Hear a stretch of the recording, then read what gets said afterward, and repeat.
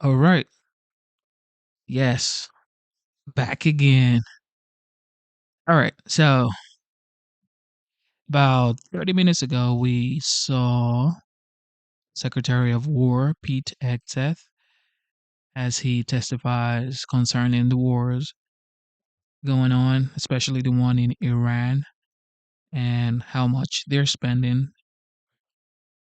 and what their progress is. But on this one, the Interior Secretary, Doug Burgum, testifies before the Senate Energy Committee. And you know how President Trump promised American people that he was going to slash by 50%. And he said specifically by 5-0, within 1 year, I am going to slice your energy prices, your energy cost in half. So let's see what the Secretary Doug Burgum has to say. But obviously, this isn't his own territory. He is an interior secretary, but he is testifying before the Senate Energy Committee. So let's see what it has to do with whatever he has to say. Let's just hear, okay? His hearings have a lot of information that I think every American should listen to, okay? And yeah, here we go. All right. From Secretary Burgum as we discuss the fiscal year 2027 budget from the United States Department of the Interior. Welcome, Mr. Secretary.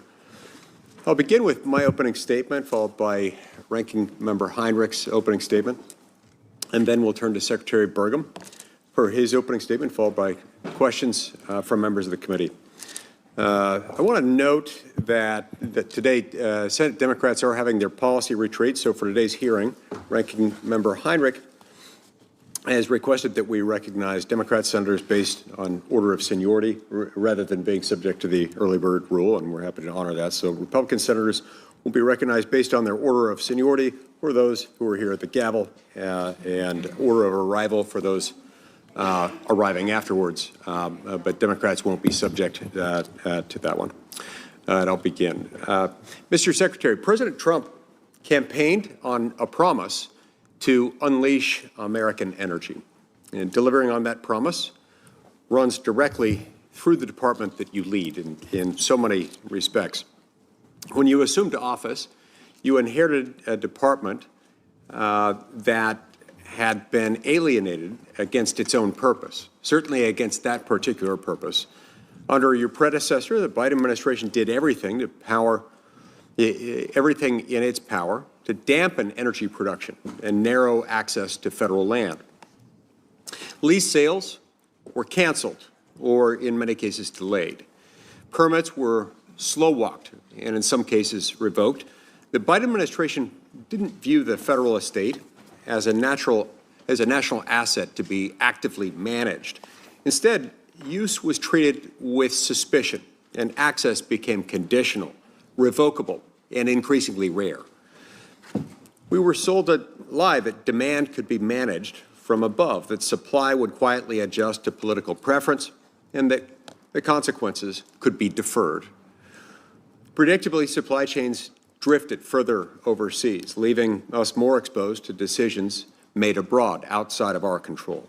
Wildfire threats grew more severe, and coordination remained fragmented and slower than the scale of the problem under today's circumstances required. The boom in artificial intelligence, coupled with the development of advanced manufacturing, proved just how untenable the previous administration's approach was. For these reasons, I was relieved to see that your FY 2027 budget request shows a dramatic departure from that approach. Under your proposed budget, there is a renewed emphasis on unleashing American energy and America's mineral dominance. Lease sales are being put back on a predictable schedule pursuant to the Working Families Tax Cut Act. Permits for oil and gas projects are no longer the insurmountable barrier that they once served as.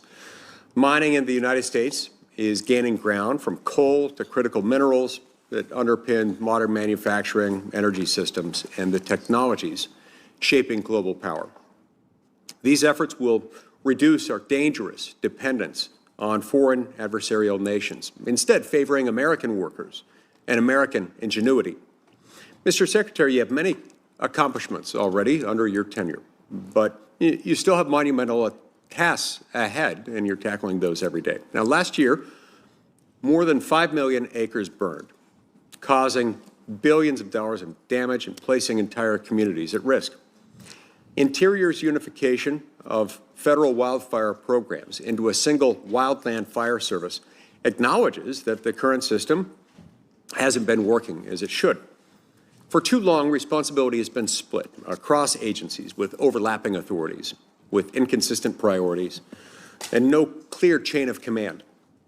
I look forward to hearing more about your plan for how this structure will be used, how it will improve coordination and accelerate response while bringing accountability to a system that's too long fallen far short.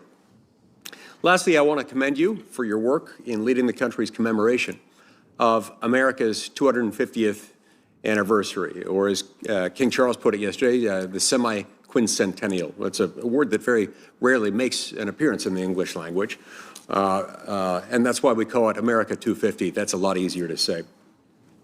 That effort forces us to look back at what made this country possible.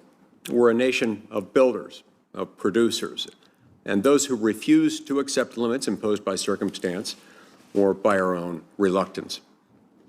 The decisions made in this department, in your department, sit squarely in that tradition. If we fail here, we fall behind. If we get it right, we shape our destiny on our own terms for our own betterment and the betterment of those who will come after us. I have utmost confidence in you, Mr. Secretary, and your ability to get the job done and get it done right. And I look forward to your testimony today. Ranking Member Heinrich. Thank you, Chairman. The budget proposal that we're discussing today tells us a lot about what this administration's priorities are. And I was very pleased to see that you have abandoned last year's proposal to get rid of many units of the National Park System. But even though you've agreed to keep our park units, this budget request makes clear that this administration is not committed to keeping the park service intact. This budget would decimate the management of our national parks and monuments. And while you have said that the cuts are not targeting staff physically located at park units, the management of our parks relies on the entire workforce of the National Park Service. It doesn't matter whether a particular wildlife biologist or archaeologist or botanist or historian works at one specific park or supports multiple parks from a regional office. Eliminating those positions means that our national parks will go without the science-based management and conservation that they need and that the American people have frankly come to expect. And the damage that this proposal will do to our public lands doesn't end with the parks. At the Bureau of Land Management, which manages nearly half of our public lands, this administration would cut the land resources account by 48%. That's just a fact. The Wildlife Management Aquatic Resources Program by 70%. It would cut management of national conservation lands, including our national monuments, recreation areas, and national trails by 75%. And I would point out that those national monuments are major drivers of economic development in my state. I don't know anyone in New Mexico that thinks we spend too much money on wildlife. We may spend too much money on a war in Iran, but we don't spend too much money on wildlife. People often say that budget proposals in Washington are a statement of our values. You fund the things that you care about. What this budget proposal tells me is that this administration does not prioritize our national parks, our public lands, does not care about remembering and telling our nation's history, does not value our wildlife, and does not prioritize our tribal communities.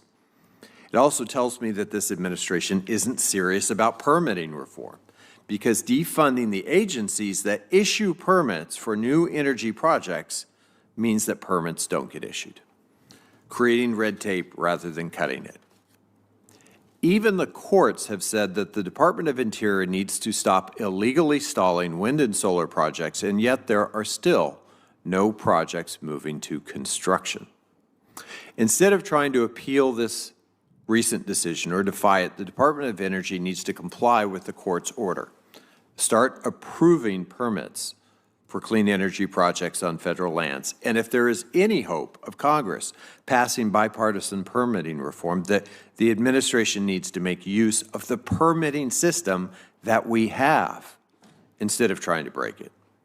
I know the American people care about all of these things, and I am confident that the disregard this administration has for our public lands and waters will not be allowed to degrade and destroy our national heritage. Thank you, Chairman. Thank you. Secretary Burgum, we'll now turn to you for your opening statement, and your written statement will also be admitted for the record. Thank you, Chairman, and thank you for the opportunity to be with you today, and Ranking Member Heinrich and the distinguished members of this committee, and thanks for the opportunity to testify in support of President's fiscal year 2027 budget request for the Department of the Interior and discuss what our team is doing to make America safer, stronger, more beautiful, and more prosperous. As all of you know, this Department of Interior touches the lives of millions of Americans across 14 time zones. We manage America's vast energy supply and natural resources. We honor federal trust responsibilities and our unique relationships with tribal nations. We deliver water to the West. We fight fires. We enforce the law. We steward our treasured wildlife refuges and national parks. Our efforts extend across the country to ensure border security. The Department of Interior manages 41% of the southwestern border and the safety of Indian country. This broad portfolio is part of America's treasured balance sheet, tens of trillions worth of assets that belong to the American people and should be responsibly managed and conserved, and as the law states, put to use for their benefit. While the prior administrations have handcuffed and locked Americans out of their land and water, the Trump administration is doing the opposite, responsibly unlocking and both access and prosperity through recreation and sustainable use, including by our nation's hunters and anglers, who we know financially support conservation more than any other groups. This budget reflects President Trump's priorities to pursue American energy dominance, deliver services more efficiently, uphold law and order, and make federal lands safe and accessible for all Americans, all of which will make life more healthy and more affordable for families across the country. Under this administration, Interior is committed to increasing energy development on our public lands and waters, reestablishing our position as dominant in critical minerals, and protecting our economic and national security. Energy dominance can be simply defined as the ability to sell energy to our friends and allies so that they don't have to buy from those waging war against us and those waging terrorism against us. Energy dominance also means that we have supply to keep energy prices home so Americans can prosper. We have eliminated burdensome, ideological, and counterproductive regulations that have undermined efficient land management, overstepped legal boundaries, constrained economic development, and we've done this while maintaining appropriate protections for our wildlife and the environment. Ongoing regulatory reform to cut red tape will continue to secure supply chains, unlock American energy, deliver better outcomes for the American people and tribal nations, and secure the financial returns in a sustainable way for the American people on their federally owned land and mineral assets. Those returns on those assets can help solve the enormous backlog of deferred maintenance that we have as a country that never seems to get funded through appropriations. Last month, the department held record lease sale in the National Petroleum Reserve in Alaska, generating record revenue, creating opportunities for those Native Alaskans that live in the North Slope borough.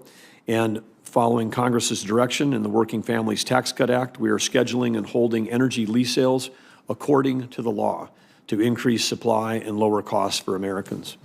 The department estimates that revenues in 2027 will exceed nearly $20 billion.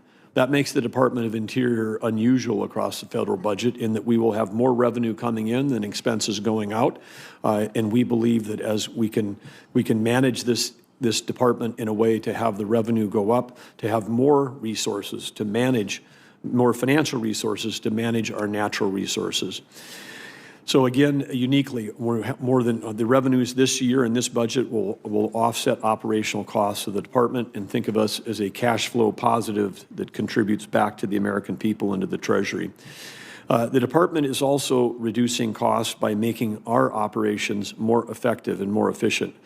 This budget, as you have all read, includes 3 unification proposals, and I specifically say unification, not consolidation, because we're unifying without cutting corners, but we're unifying to improve efficiency. 2 of those include unifications that are across departments, coordinated by the White House and with the support of the multiple departments, and a further one is just within our own department. One of the 2, the further strategic unification of wildland fire programs into the department's new U.S. Wildland Fire Service.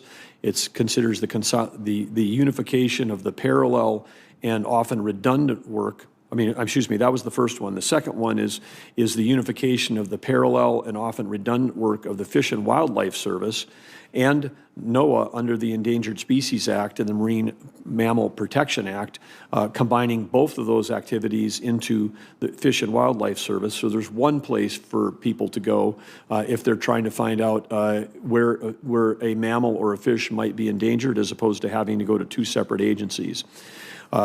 The reunification of the department's 2 existing offshore minerals management bureaus is something that occurs just within our own department, but we're combining BOEM and Bessie back into a single entity in the Marine Minerals Administration. Streamlining the governance of offshore energy and mineral resources will deliver greater value to the American public and ensure safe, expeditious, and orderly development of the Outer Continental Shelf energy and critical minerals resources, while keeping the revenue coming from those offshore resources, which was a concern of over a decade ago, into a separate organization.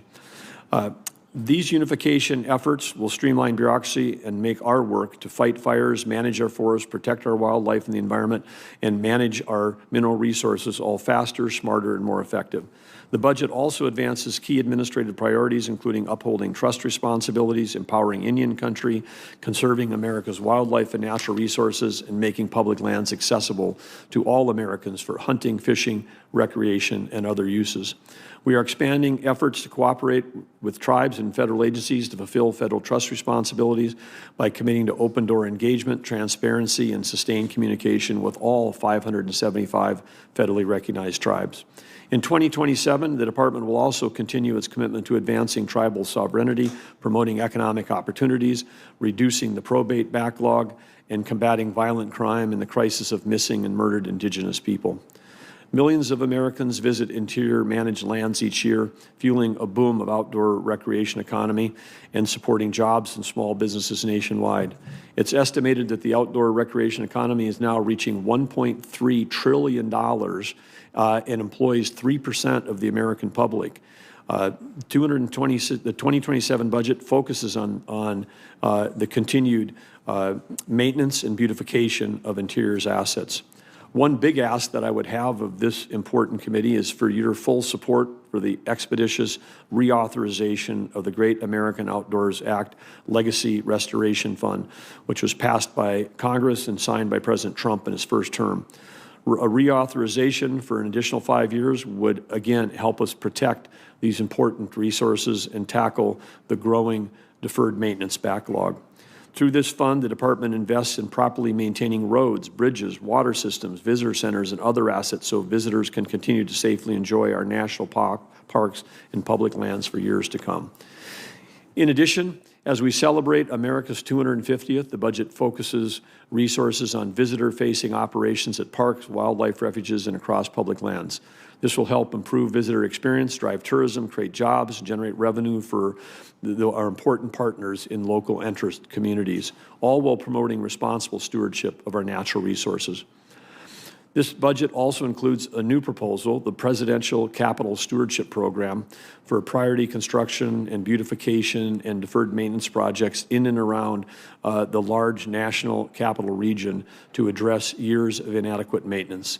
This program will support the President's Make America Beautiful Again agenda and projects will improve safety and accessibility, rehabilitate historic buildings and landscapes, improve infrastructure in the greater capital region, including our highways and underground infrastructure, and enhance the overall visitor experience in Washington, D.C. and the surrounding area. The iconic monuments, memorials, and landscapes supported by these projects will continue to be protected by the United States Park Police, a separate law enforcement group, one of 5 that are law enforcement groups that are part of Interior. The U.S. Park Police was founded by George Washington in 1791. Under prior administrations, this force had been essentially defunded. Under President Trump's leadership, the U.S. Park Police has expedited the hiring of more than 300 new officers to help keep our nation's capital and national parks safe and beautiful. This budget includes an increase of $111 million for these dedicated law enforcement officers, the equipment and the tools they need to operate to keep our national capital region fully staffed and safe. Simply put, this budget puts America's first and Americans first while ensuring peace and prosperity for our country's future. I deeply appreciate this committee's support for the department's mission, and I look forward to working closely with each of you to advance the President's priorities. Thank you. Thank you, Secretary Burgum. We'll now begin our 5-minute rounds of questions, and I will begin. Mr. Secretary, since January 1st, more than 23,000 fires have burned over 1.8 million acres nationwide. The failure of past administrations to conduct active land management has helped turn the West into a giant tinderbox. Under your leadership, changes are finally happening. How will I'd love for you to just sort of explain to us how the U.S. Wildland Fire Service will improve Interior's ability to mitigate risk and streamline operations and get the wildfire crisis under control.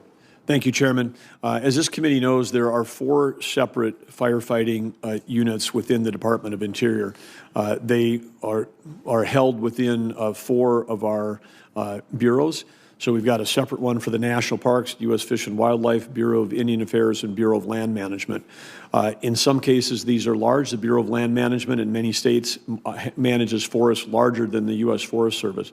The budget also includes the unification, represents the unification of the firefighting portion of the U.S. Forest Service, which currently resides under the USDA, to have that 5th firefighting group also come under this structure. So that's reflected in the budget. What we have across these 5 firefighting groups today is we've got courageous young men and women, well-trained and capable to go out and fight fires. Think of it as the Army, the Navy, the Marines, the Air Force, the Coast Guard. But we don't have a Joint Chiefs of Staff. We find ourselves, when a fire doesn't understand the difference between state land, private land, is it BLM land, National Park Service land? Fire doesn't care. But we get to the top of this chain, and without a Joint Chiefs of Staff, we don't have the ability to make decisions about deploying aircraft appropriately and expeditiously.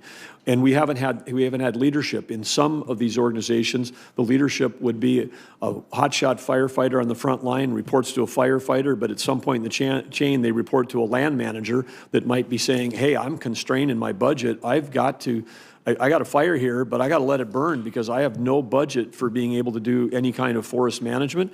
Well, right next door, we might have someone else that says, no, it's 90 degrees out, the wind's blowing 70 miles an hour. We have to take an approach of extinguishing this fire.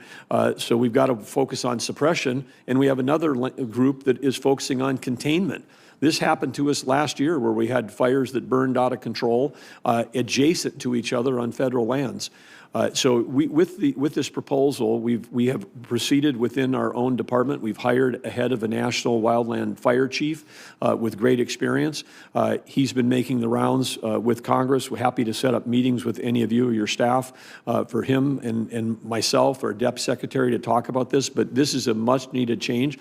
In addition to this unification, we're also taking a look at pay, retirement benefits. We've had folks that come, they get trained, they join one, and then they decide, oh, I get better pay in the other agency. I'm going to switch to that one. We've got to be unified across all of this. The support from the front lines is high, and I'd say the implementation that we're moving ahead on right now as we head into this season, it gives us the ability to say, if we put out a secretarial order, so now the wildland fire chief reports all the way up to the secretary's office to me, not someplace else, 5 different locations. One order saying, this year, with this incredibly dry year in the West, we are under full suppression. If there's a fire, as of when that issue went out, secretarial order a few weeks ago, if there's a fire, we're putting it out. We can't waste human resources. We can't waste financial resources, aviation resources this spring, hoping that some of these fires are going to go out of themselves. So this is a long overdue, it's been talked about for decades, long overdue. We're charging ahead. We would love to have the full support of this committee. Great. Thank you. And I like the Joint Chiefs analogy, war on fires. President Trump's budget includes a provision to reauthorize the Legacy Restoration Fund, but with some needed reforms. Our land management agencies have a deferred maintenance backlog that adds up to more than $30 billion with a B, which is an increase from when the LRF was created. This is in part because current law provides permanent funding to buy more land and to increase the federal estate, only growing the maintenance needs. And so if we don't catch up with that, we could get even farther behind. So, Mr. Secretary, as we discuss reauthorizing the Legacy Restoration Fund, will you work with us to make reforms to ensure that the deferred maintenance backlog decreases? Yes, absolutely, sir. And thank you also for your commitment on the Colorado River issues that we face. As you know, the outcome of ongoing negotiations will have a massive impact on Utah and on the West. Will you commit to being transparent and working with the Upper Basin, and including providing maximum possible notice for actions impacting the Colorado River, specifically in the Upper Basin? Yeah, absolutely. And I'd say we've taken unprecedented action in this dry year. We've had the 7 governors of those states of all Upper and Lower Basin all been in my office, with the exception of one that had to remote in. We've had 2 video calls with, including one with all 7 Western states governors on this thing. So it's not just the water managers. We're talking secretary to governors as we try to address these issues, and we'll keep that transparency and regular communication up. Great. Thank you. Senator Heinrich. Thank you, Chairman. First, I want to say I very much appreciate your testimony with respect to reauthorizing the Great American Outdoors Act Legacy Restoration Fund. That is one of the most ubiquitously bipartisan policies that this committee has produced in the last decade. So we look forward to working with you on that. I am concerned that over the last year, we have seen a hollowing out of the Department of Interior. Nearly 20% of Department of Interior staff have been either pushed out or have left or have retired. And yet the department recently offered another round of deferred resignations. And I hear from my state on the ground about not being able to get messages returned, phone calls back, permits approved. So why is the department continuing to offer buyouts and deferred resignations when that only deepens our ability, the existing staffing shortages, and more importantly, the ability for people to actually actively manage these landscapes? Well, first of all, I would just say that I reject the overall thesis that somehow we have, we haven't. No one's been pushed out. The only way people have left is with voluntary retirement programs. I have personal friends who feel pushed out. I understand people may feel that way, but the fact is that... I mean, when they got the fork in the road email, and I know that didn't come from you, it came from someone who's not even in the government anymore, people got the message. Yeah, and all of those initial DOJ things from the initial first weeks of the thing, those were all stopped by unions and courts, and they were all offered their jobs back. So us rehashing the... But they got the message that they weren't welcome, and many of those people just moved on, and they were some of our most experienced folks.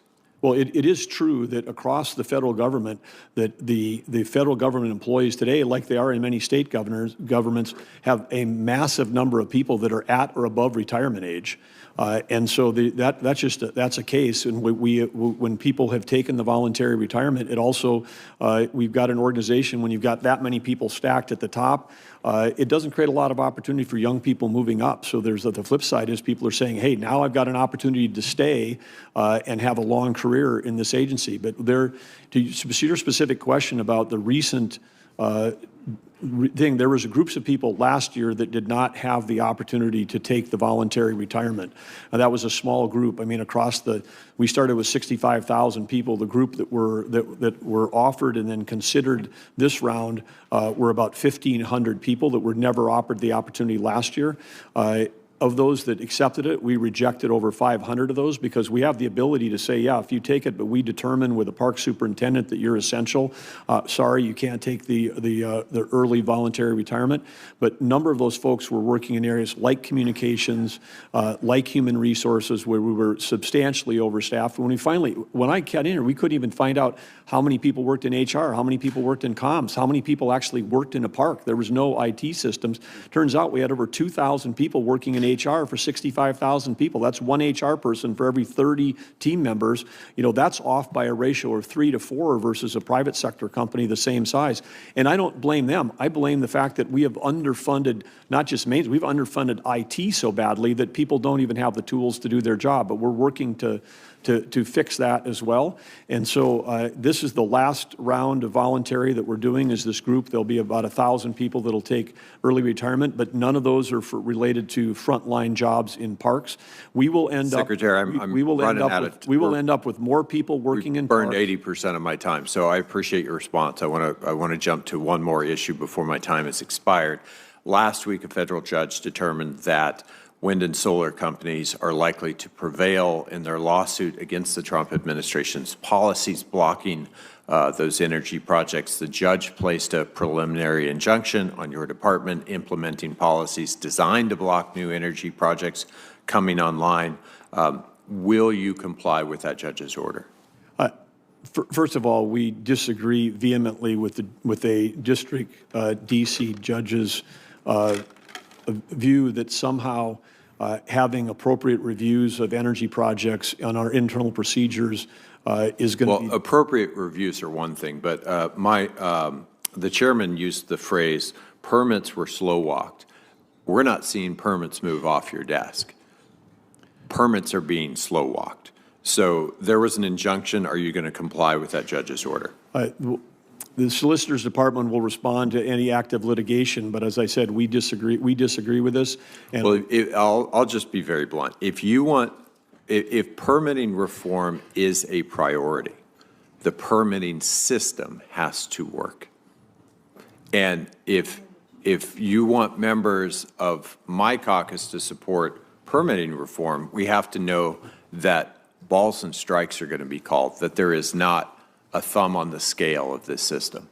If that confidence does not exist right now, Secretary. Well, I would say I would be thrilled if there was going to be unanimity about not having the thumb on the scale, because we just came out of 4 years. So let's do that together. We came out of 4 years of that, and as we try to get back to a balance. Both sides are likely to say, like, their side had the thumb on the scale here, our side had the thumb on the scale there. Let's make this a system where you can't do that. I think that would be fantastic. Love to have your support to do that. But to be clear on this court order, it's absurd to me that a court would say that we can't review projects. That's basically what it says, and that's an internal executive branch element. You can review projects, but at some point you have to make a decision. We've got 6 projects that have gone through the entire review. They have EISs and EAs that are ready to go. They're all just lacking your signature. That's not review. That is, by definition, slow walking. Senator Parasso. Thanks, Mr. Chairman. Thank you very much. Grateful for you to be. I just want to thank you for all you're doing. Want to briefly thank you and your team for offering efforts to amend the Rock Springs RMP. I want to thank you, Mr. Secretary, for continuing to work with the stakeholders in Wyoming toward a plan that considers the state's priorities. So thanks for all of that. I did want to talk about the overpopulation of wild horses. There are about 7,000 wild horses in excess in southwest Wyoming. This overpopulation has a terrible impact on the health of the landscape. The Biden administration canceled and delayed horse gathering for 2 years. Mismanagement greatly set Wyoming. Can you just describe what's going on and bring us up to date?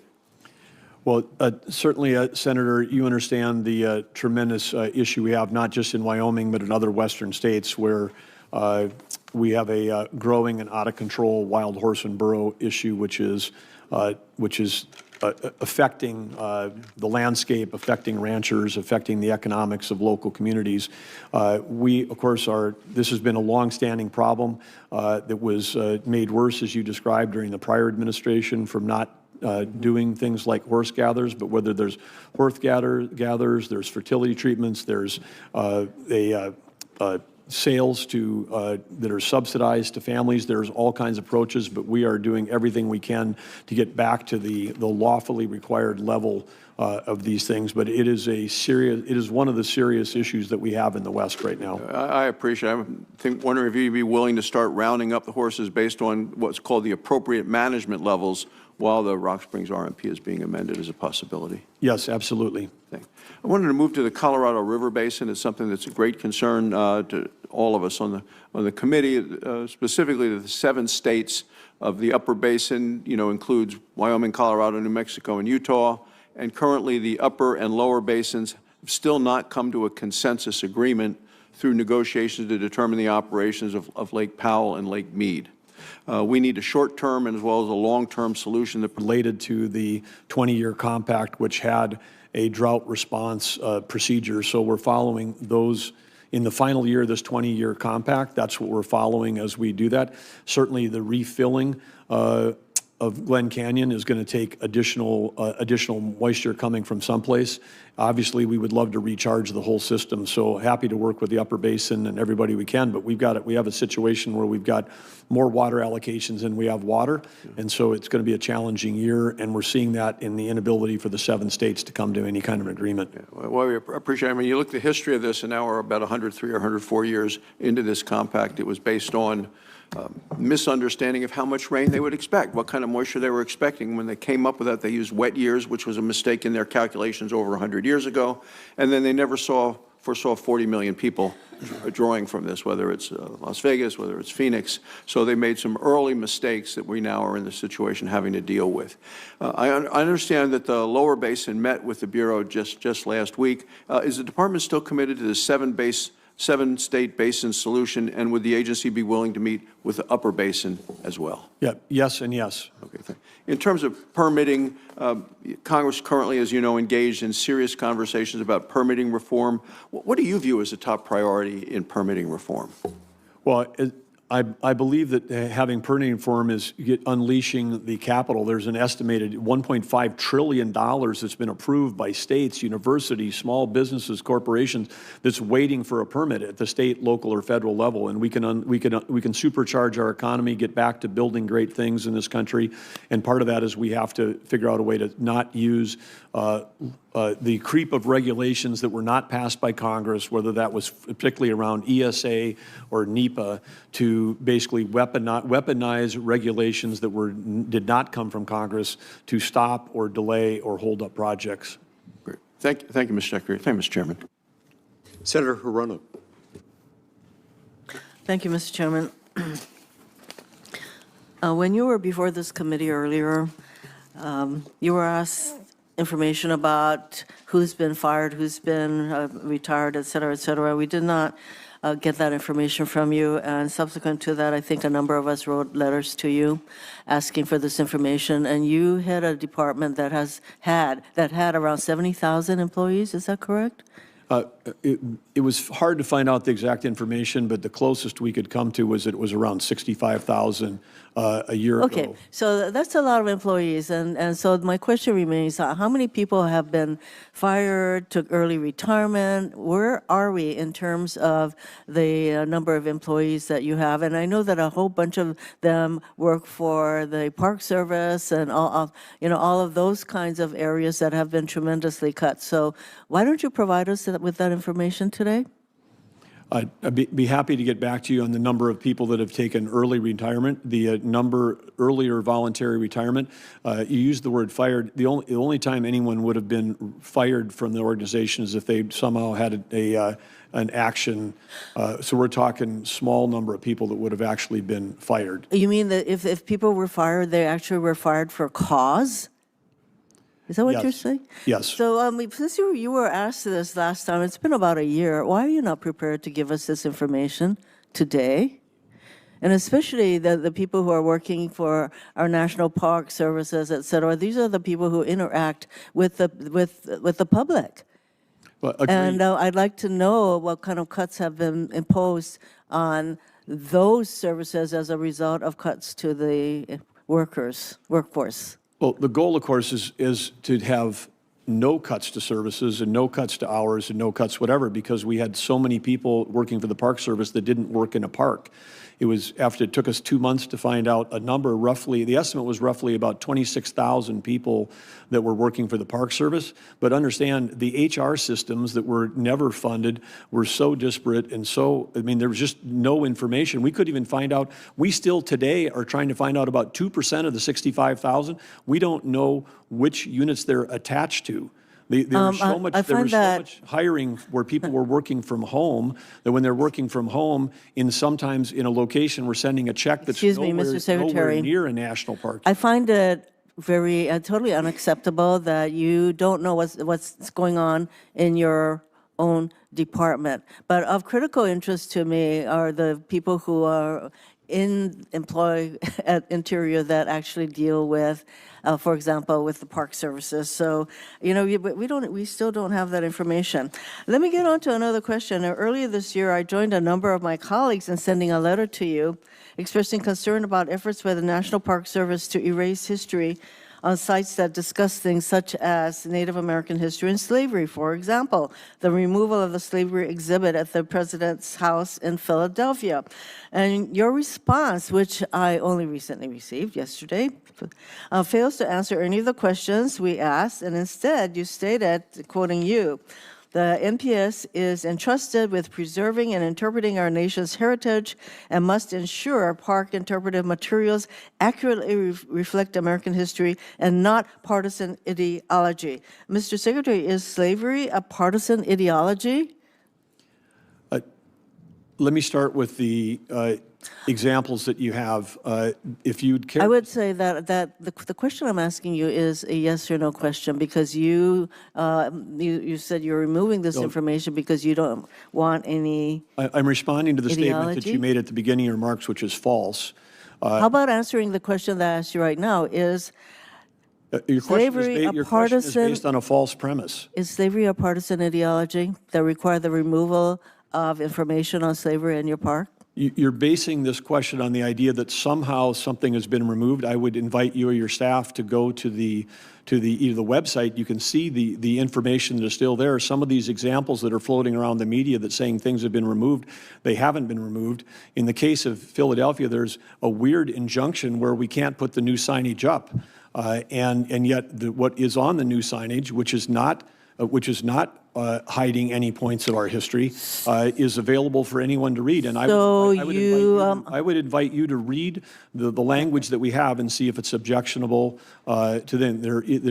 And of course, it is not an ideology. So is your answer slavery is not a partisan ideology? So your answer is no, it's not a partisan ideology. There's a double negative there, but I would just say that the characterization that somehow there was a desire to whitewash history and hide aspects of our history is just simply false. And all someone has to do, rather than... Okay, why is it that you just can't say, no, that slavery is not a partisan ideology? What about information in your parks relating to the internment of 120,000 Japanese Americans during World War II. Is that partisan ideology that required the removal of such information? I don't believe any of that information has been removed, so I'm not, we're having a theoretical discussion, and we should talk about Oh, I what's believe back that, there.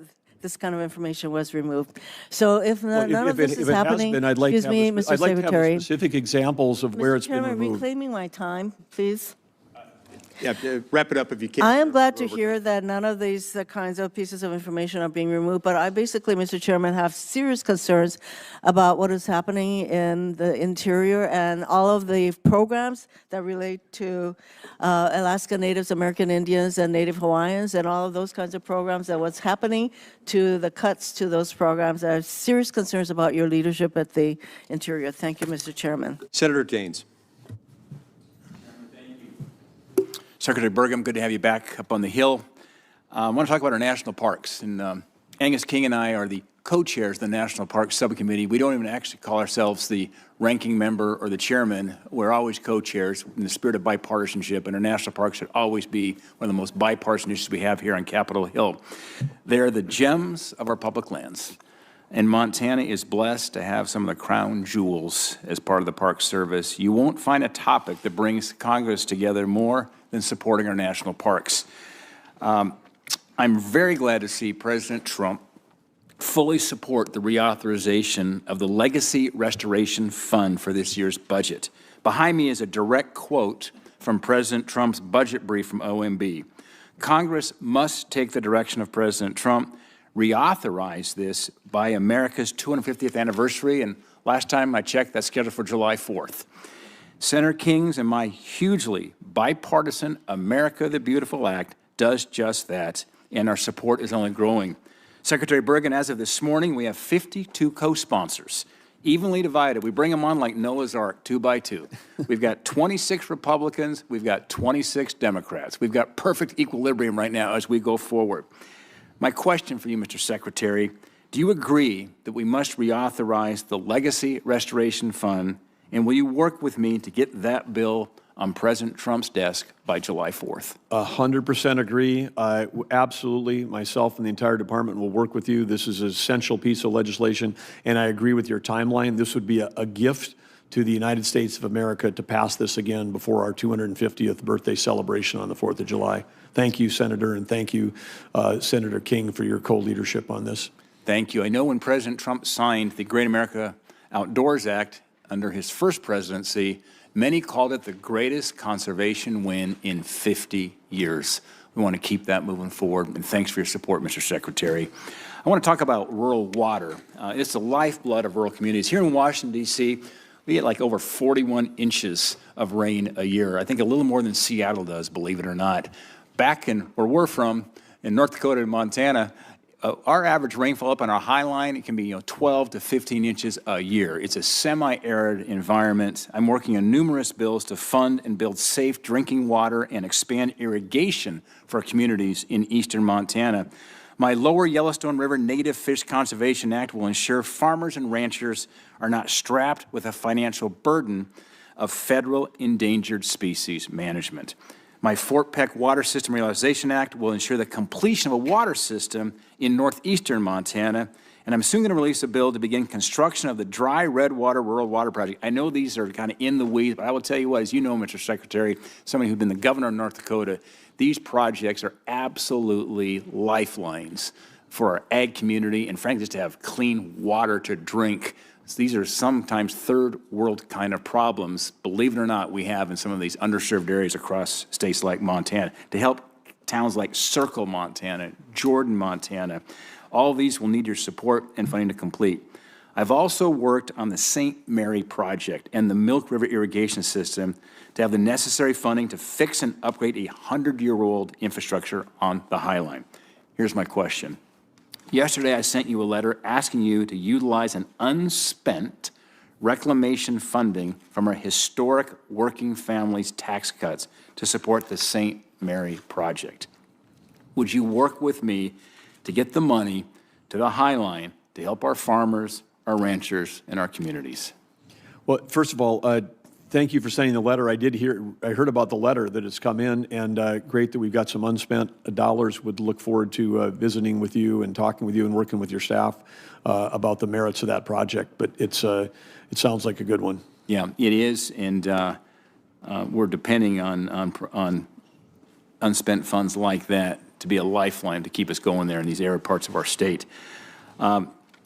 Secretary Burgum, we had a good discussion when you were in Montana about completing our last Indian water settlement. In fact, last night we had an amazing event at the White House. We had many of our Supreme Court justices there. Justice Gorsuch was one of them there, who certainly is one of the leading thinkers on tribal rights and tribal water rights that go back to the treaties, certainly that predated statehood in our great states. I cannot stress enough the need for the Northern Montana Water Security Act to pass and get signed into law yet this year. It's the last water compact we have. As we say out west, whiskey's for drinking, but water's for fighting, and we've got to get these issues solved. Montana's High Line is one of the largest spring wheat producers in the country. If we don't finish this settlement, that production's at risk. President Trump, thankfully, has been a champion for our farmers and our ranchers, and completing the Fort Belknap water settlement will be a feather in the cap for this administration. Secretary Burgum, I don't think we can wait any longer. They are sticky, tough issues to resolve, sometimes century-old fights. We're very, very close, and I credit the leadership of Fort Belknap that tribal politics can get very, very interesting back home. The tribes are the first one to admit that. They have found a path forward here, taking some courageous steps to frame a water settlement that we can agree with. I couldn't agree with it for 10 years. I had to tell them, I can't agree with what you're doing because you're conflating a couple issues. They cleaned it up, so it's going to be about water only. I said, now you've got an ally here to get this done. So we can't wait any longer. I want to work with you, Secretary Burgum, to get it done this year. Thanks again for all you're doing in your leadership at Interior. Grateful for your service. Well, we know President Trump loves to get deals done. Sounds like you've teed one up. We look forward to that. And I would just say, on behalf of Senator Hoeven and I, anytime you want to put up a chart that shows that North Dakota is the #1 spring wheat producer in the country, happy to do that. Even though that isn't the title, I think that the shaded counties actually would demonstrate that fact. Secretary Burgum, I'm making these asks of you. I also know my audience here. So anyway, and I was going to say go Cats, I'll say go Bison. So. Thanks. Senator King. Thank you, Mr. Chairman. Mr. Secretary, thank you very much for your endorsement. Do you also, I wasn't clear, are you in favor of the America the Beautiful Act? I'm sorry, Senator King, I just got passed a note. So No problem. Your endorsement of the refunding of the LRF, do you also endorse the America the Beautiful Act of Mr. Senator Daines and I? Yes. Yes. Okay, that's great. I appreciate that. I take it from your testimony earlier, you're in favor of a bipartisan permitting reform project here in the Senate. Is that correct? Absolutely. I want to share with you, as one who has been involved in these discussions for 10 years and a former developer, so I know all about permitting reform or have experienced the frustrations. The most significant obstacle to getting that done is you. It's your role in, as Senator Heinrich said, putting your thumb on the scale of multiple solar and wind projects that are sitting on your desk.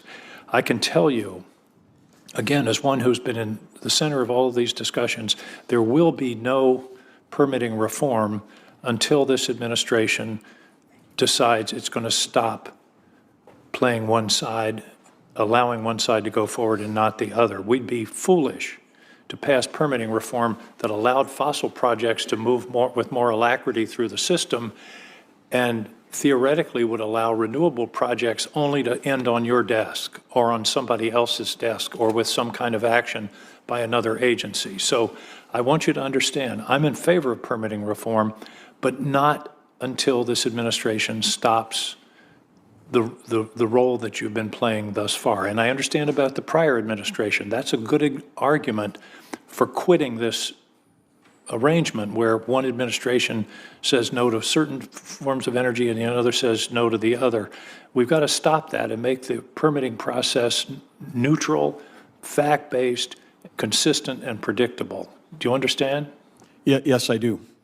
I appreciate that. And I think that we can make some progress on permitting reform, but again, I can assure you there won't be the votes unless we can have some assurance. And, you know, it would really help if you would move those permits that are sitting on your desk. That would be a gesture of good faith, because my concern is you're not following a court order. We could pass a statute and you wouldn't follow that either. So show us that you're committed to this even-handed process by moving those permits that are sitting on your desk for solar and wind. I think that would be I can tell you, that would be a major step forward in getting to the place where we can do permitting reform. Energy dominance, you use that term 3 or 4 times. If $4.30 gas and almost $6 diesel is energy dominance, I'd rather go back to what we had before. What's going on now because of the illegal war in Iran is drastically affecting our national security, and it will continue to do so, and affecting the people of America. And it seems to me that the situation we're in now is a real lesson in the importance of weaning ourselves from fossil fuels, because we can produce all the oil we want, but as you well know, oil is a worldwide commodity, and the price is not set in Maine or North Dakota or Texas. It's set on a worldwide basis, and that's exactly what we're suffering from now. So I believe, and I would like your view, that a more diverse energy source, particularly one that's based on resources that we control rather than a worldwide price, would be beneficial to the country. Your thoughts? Well, I think having secure supply chains is essential, but the idea that somehow going down a path of wind and solar makes things more affordable is just not factually true. Why is that not? Wind and solar are the lowest cost energy sources today by a factor of about 2.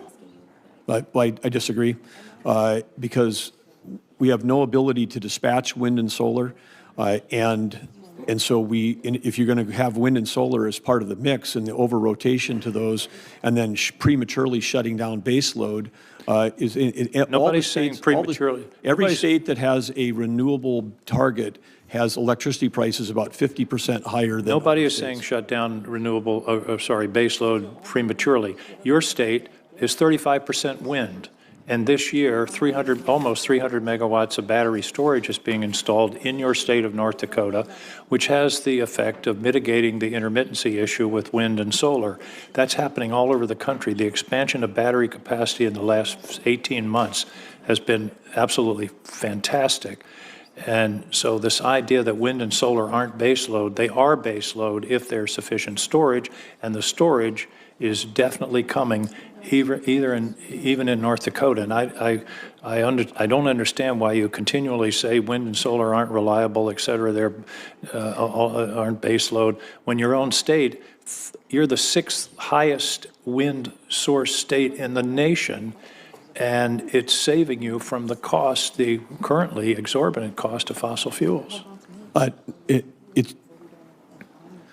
In North Dakota, we expanded base load as opposed to shrinking base load at the same time that we were adding renewables. But understand, there are times in North Dakota when the wind does not blow. Of course. And the sun doesn't shine. In those That's when moments, batteries and storage come in. the battery numbers you're talking about in terms of megawatts relative to the massive amount of energy we have, the battery storage worldwide, even though it could be doubling, but right now it's less than an hour's worth of storage worldwide. I mean, like an hour's worth of power on all the batteries in the world added up. Well, I'm not talking about worldwide. I'm talking about the United States and the vast expansion of battery capacity. In California, they are finding that the duck curve is being leveled out because they have excess capacity during the day. They put it in storage, and when at nighttime comes or the wind doesn't blow, the storage operates. And it's a very cost-effective solution that is expanding dramatically. So I understand about baseload. I used to be in the energy business. But I also understand about storage and intermittency and dealing with intermittency, and I also understand about the importance of having indigenous resources rather than depending upon a worldwide commodity that's crushing the American people right now. Thank you, Mr. Chairman.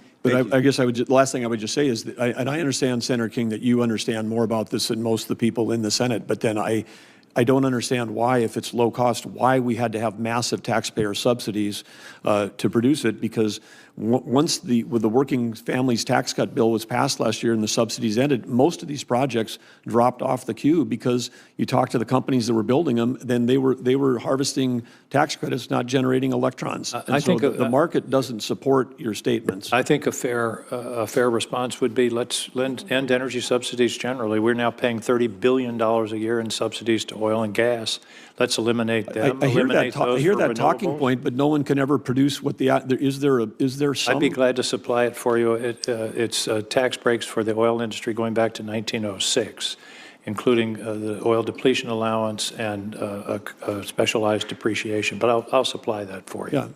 Yeah. Thank you, Senator King. These are all reasons why we ought to focus on permitting reform, and the ongoing effort for permitting reform makes sense from both ends of the political spectrum. Senator Hyde-Smith. Thank you, Mr. Chairman, and thank you, Mr. Secretary, for being here and being the secretary you are that I have so much confidence in, and I appreciate the very good job that you're doing. The department's fiscal year of 2027 budget request that we're talking about today includes a plan, as you say, to unify the Bureau of Ocean Energy Management and the Bureau of Safety and Environmental Enforcement into the Mining Minerals Administration. I commend the department's efforts on doing that and to improve the efficiency across all three of the agencies. I think it's just such a smart idea. But it is also important that the department continues to build on a prioritize that safety of the offshore oil and gas workforce.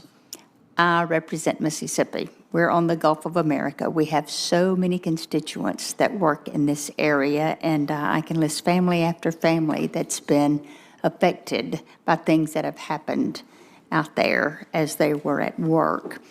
But, Mr. Secretary, how does the department believe this plan will maintain and improve the safety of offshore rigs? And will you speak also to the status of the 11th National Outer Continental Shelf programs? I have a nephew that works in the Gulf, so this is very important to me. Well, first, in terms of the leasing program, we're happy to follow the law in terms of actually holding lease sales and having that be a predictable thing, because that's when it's predictable, then companies can do their research, they can invest their capital. That helps communities, that helps suppliers, it helps everything, and it helps, of course, our energy security as a nation. So following law. In terms of the two organizations coming together, BOEM and Bessie to the Marine Minerals Agency, those folks are often co-located. They were arbitrarily divided, some years ago. They often are co-located in the same places, work together. We believe that we can both, on both safety and on regulations, improve the efficiency of how we deliver that. And the people in both these organizations are excited about the opportunity to work as one again.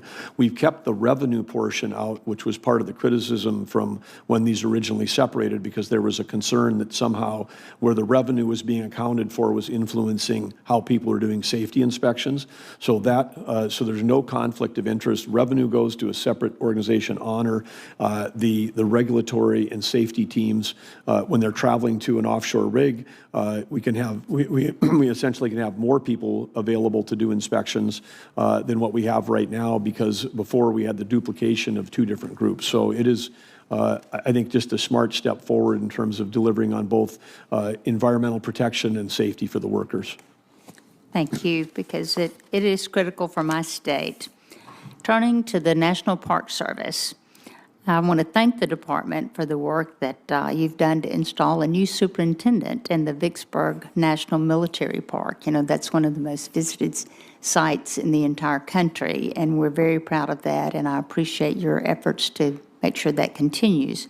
We look forward to his leadership, working with him to continue improving one of Mississippi's greatest attributes that we think. Additionally, Mississippi is home to the largest portion of the Natchez Trace Parkway. Along the trace, there is no shortage of areas to sightsee, hike, and camp. The trace, much like the rest of Mississippi, continues to see the fallout from the 2023 drought and pine beetles that devastated the trees across our states. Any highway, any area of the state that you go to, we can normally find evidence of that. But as the Park Service continues to work through backlogs, what is the status of maintenance along the trace, and how can we work together to improve cleaning up along this very important parkway that we drive 50 miles an hour on and no faster? Senator, as you know, and as the chairman has stated, we've got a massive backlog on deferred maintenance, and part of that relates to roads. One of the things coming into this job, is those that know me and having served as governor, you have a Department of Transportation. You become governor on day one, you can go to the head of the DOT and go, how many miles of road do we manage? How many miles do we snow plow? How many of those need to be repaired? How many of those are at this level of condition of thing? We have more roads across national parks and wildlife refuges and BIA than many states. I'd say most states. I mean, we 20% of the federal land, all those roads then are federal roads, and we don't have this department has never received the funding to maintain those roads the way they need to.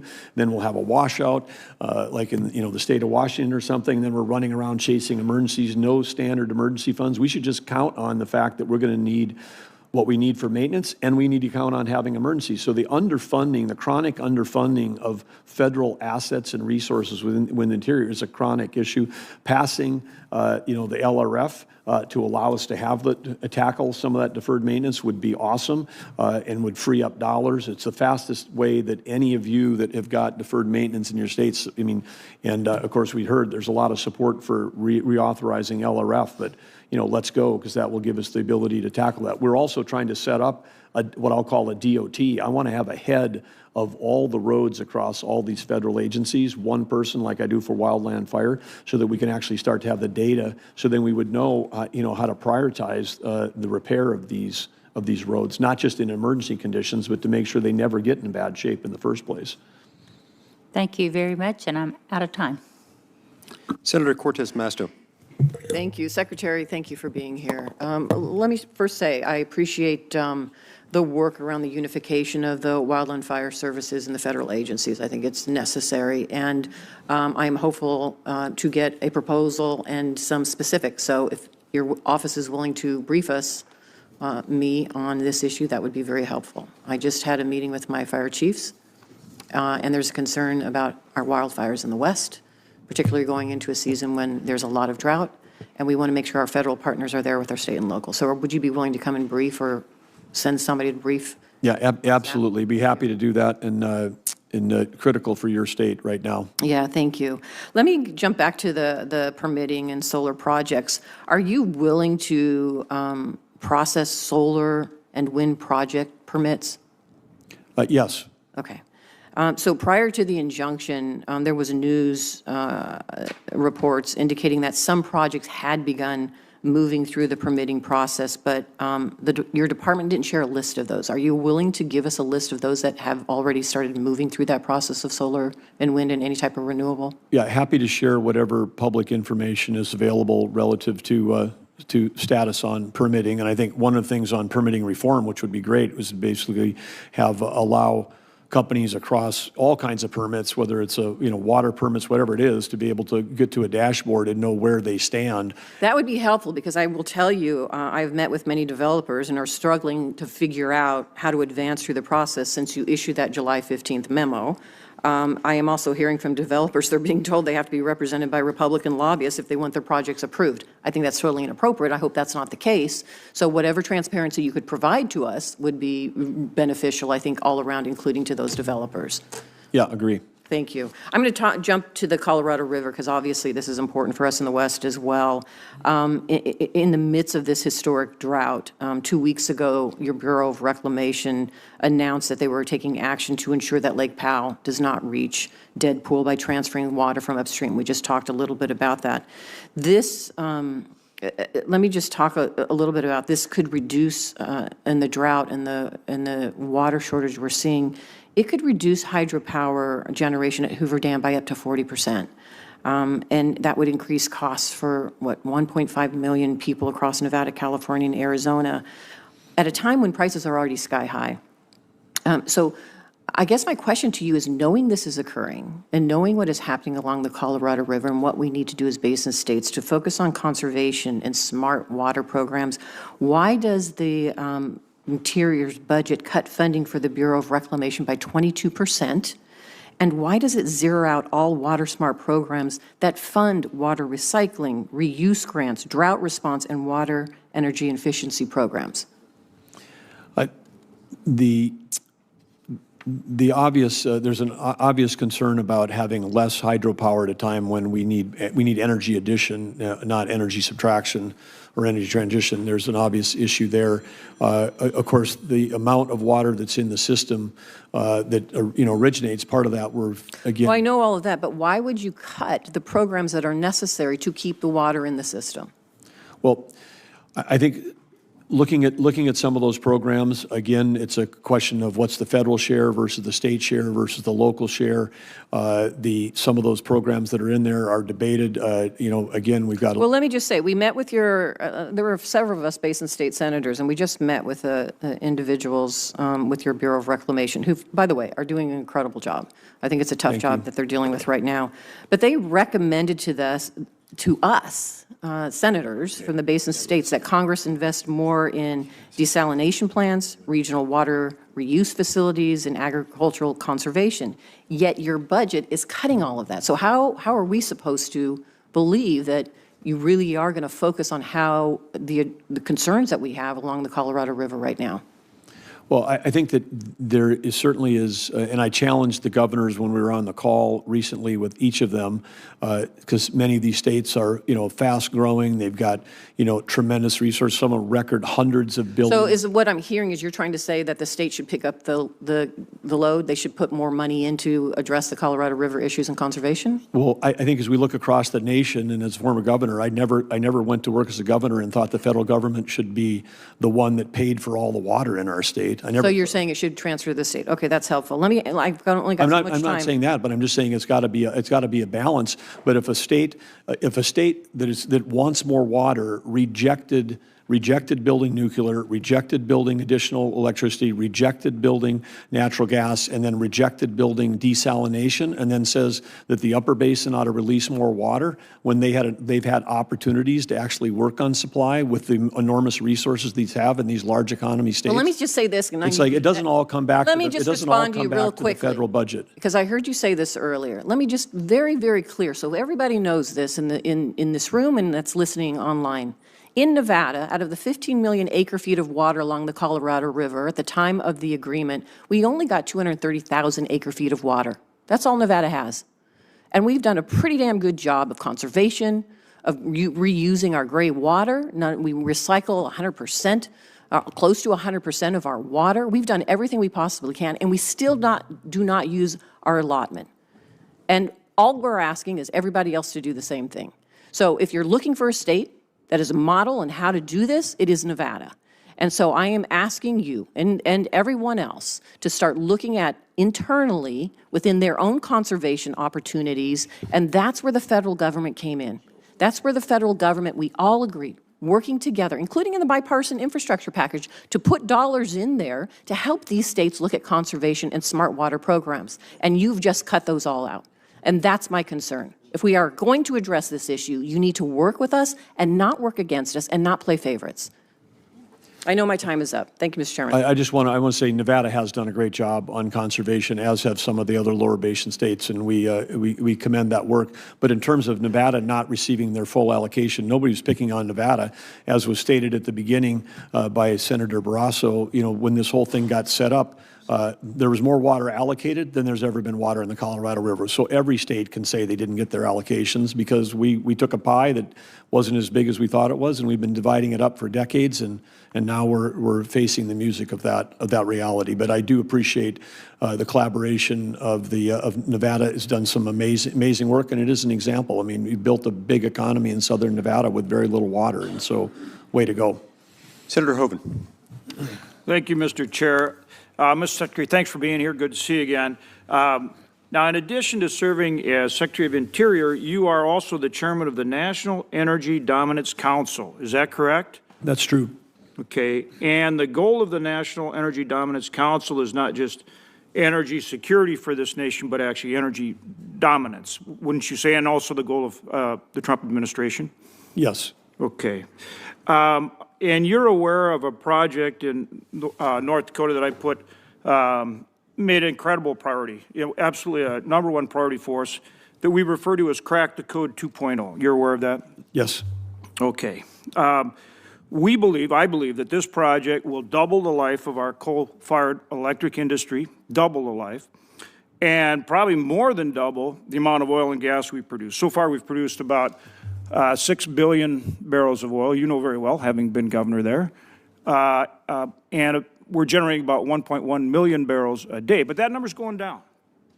So the whole point here is that we need to use enhanced oil recovery to start increasing that number from 1.1 million barrels a day back towards the 1.5 million we were producing, and hopefully take it beyond, and not just produce 6 billion more barrels of oil and billions of cubic feet of natural gas for this country as well as for export. We need enhanced oil recovery to do that. We can't punch enough wells to increase. We need to have an enhanced oil recovery. We only produce about 10 to 12% of the oil that's in the shale. You're aware of all that, right?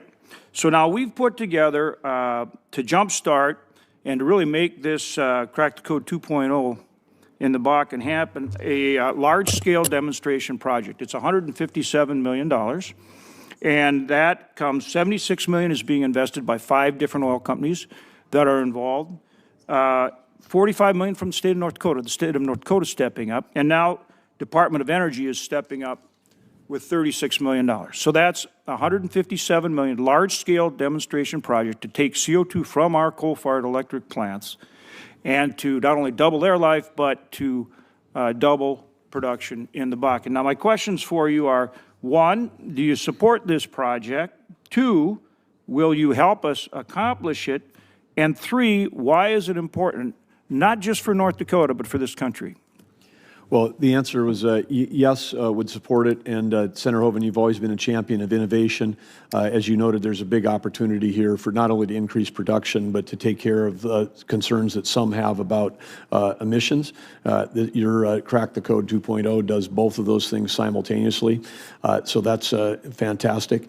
And it's important because, again, when we find ourselves dependent on those that are waging war against us, funding, Russia funds their war against Ukraine and Europe with their oil sales. Iran funds terrorism. It's not really Iran now, it's the IRGC that's a terrorist group with an oil field funding attacks on their neighbors. It destabilizes the world, creates a risk premium that raises the cost for everyone, and with the U.S. is in a position today, to sell energy to our friends and allies so they don't have to buy it from people that are waging war and terrorism against us.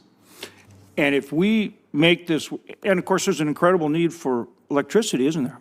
For data centers, for AI, and just to be competitive in a global economy, to keep prices down for consumers. And if this works in North Dakota, just like when we developed the Bakken in terms of hydraulic fracturing and directional drilling, it's going to work in the Permian, and it's going to work in the Eagle Ford, and it's going to work in the Marcellus. It's going to work across the country, isn't it? Yes. So isn't that what energy dominance is all about? Well, it is. It is about winning the AI arms race, and to win the AI arms race, we need electricity because we're leading in chips, we're leading in software. China's beating us in terms of their ability to generate more electricity. They added 93 gigawatts of coal last year to their grid.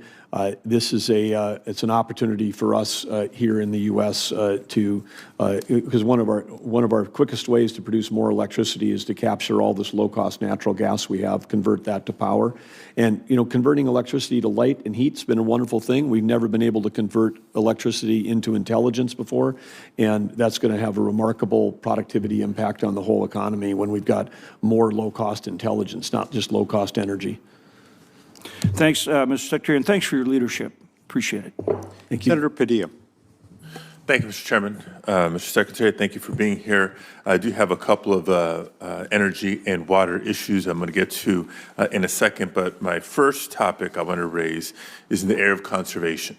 As we discussed prior to your confirmation and during your confirmation hearing, I take tremendous pride in the Chuckwalla National Monument, and specifically the boundaries that were crafted working together with energy developers, with conservationists, with hunters, with tribal leaders, and many others.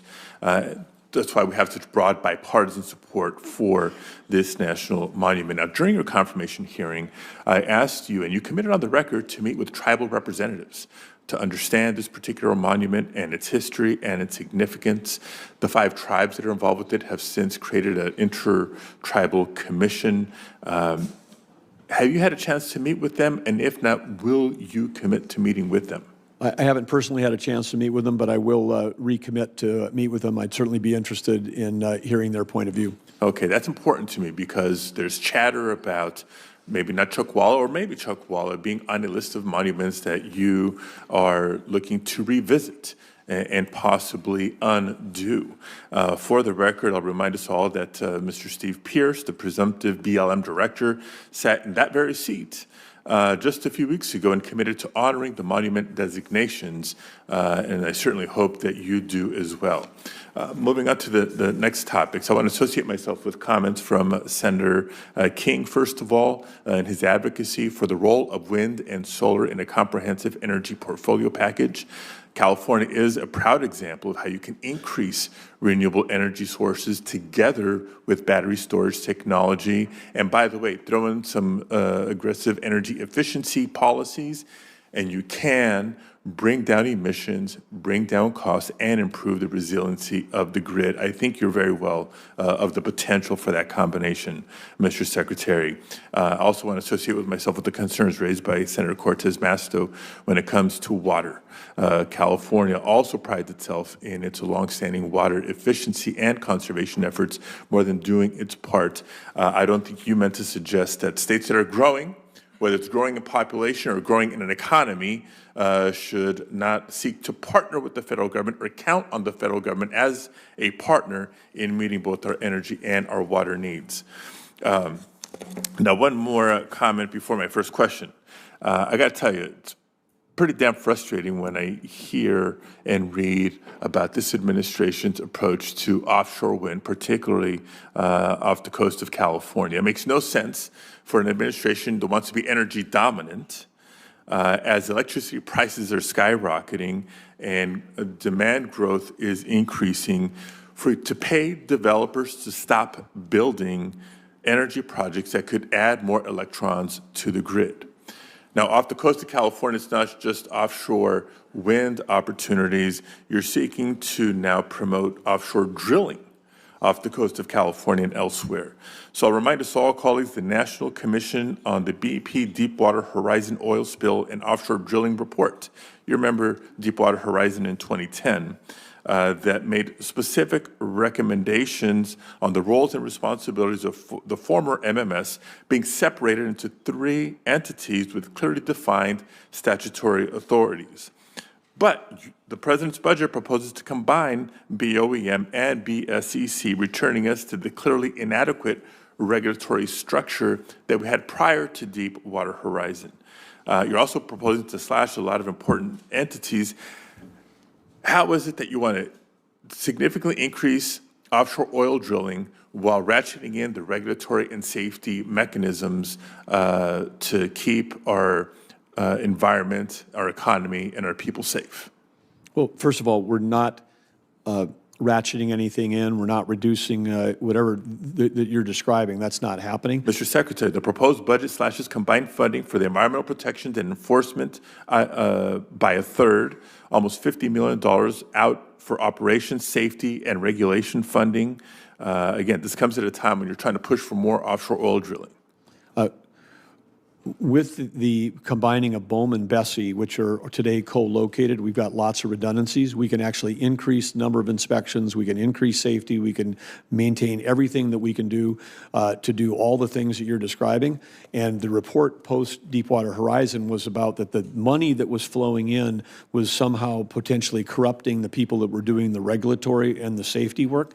That is still in a separate. It was broken into 3 organizations. We're only merging the 2, unifying the 2 together where we can gain those efficiencies without any sacrifice to what we're doing. And I would, ask your staff, talk to the people in BOEM and Bessie. They're excited about getting back together, working together, and doing a great job for them. Then why also cut ONNR by almost 16%? When we cut places that just do business processing, part of that is because we've invested too much in people and not enough in the IT side of things. And the idea that anytime we cut a person that somehow magically we were at the perfect number of staffing across an agency and interior is just not true. And some of these numbers that people are viewing as a catastrophe were the numbers of headcount that we were at 4 years ago. I think no one was saying that we had too few people back in 2020 or 2021, but now when we try to get back to those numbers with better IT, people act like the sky is falling. So we'll follow up with your team to get that additional information, and that would include a request both here and through questions for the record on any comprehensive analysis that you depended on to make these determinations of people versus IT or how best to balance the two. Yes, and I'd say in relative to California, California at one point in time was producing 25% of the world's oil. It was a self-sufficient, and now California itself is a national security risk. It is 63% on the California website. It's not my number. 63% at the time of this recent conflict was being imported from foreign countries. It had the highest level of dependence on foreign countries. The number 1 importing oil into California was Iraq.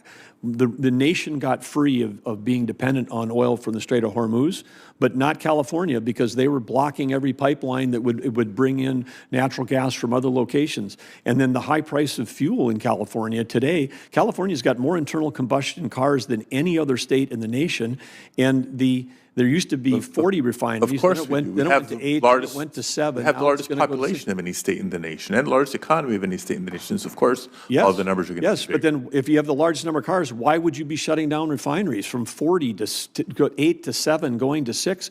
There are ships coming in every day with refined product from the other side of the world to California so that people can fill up their gas tanks.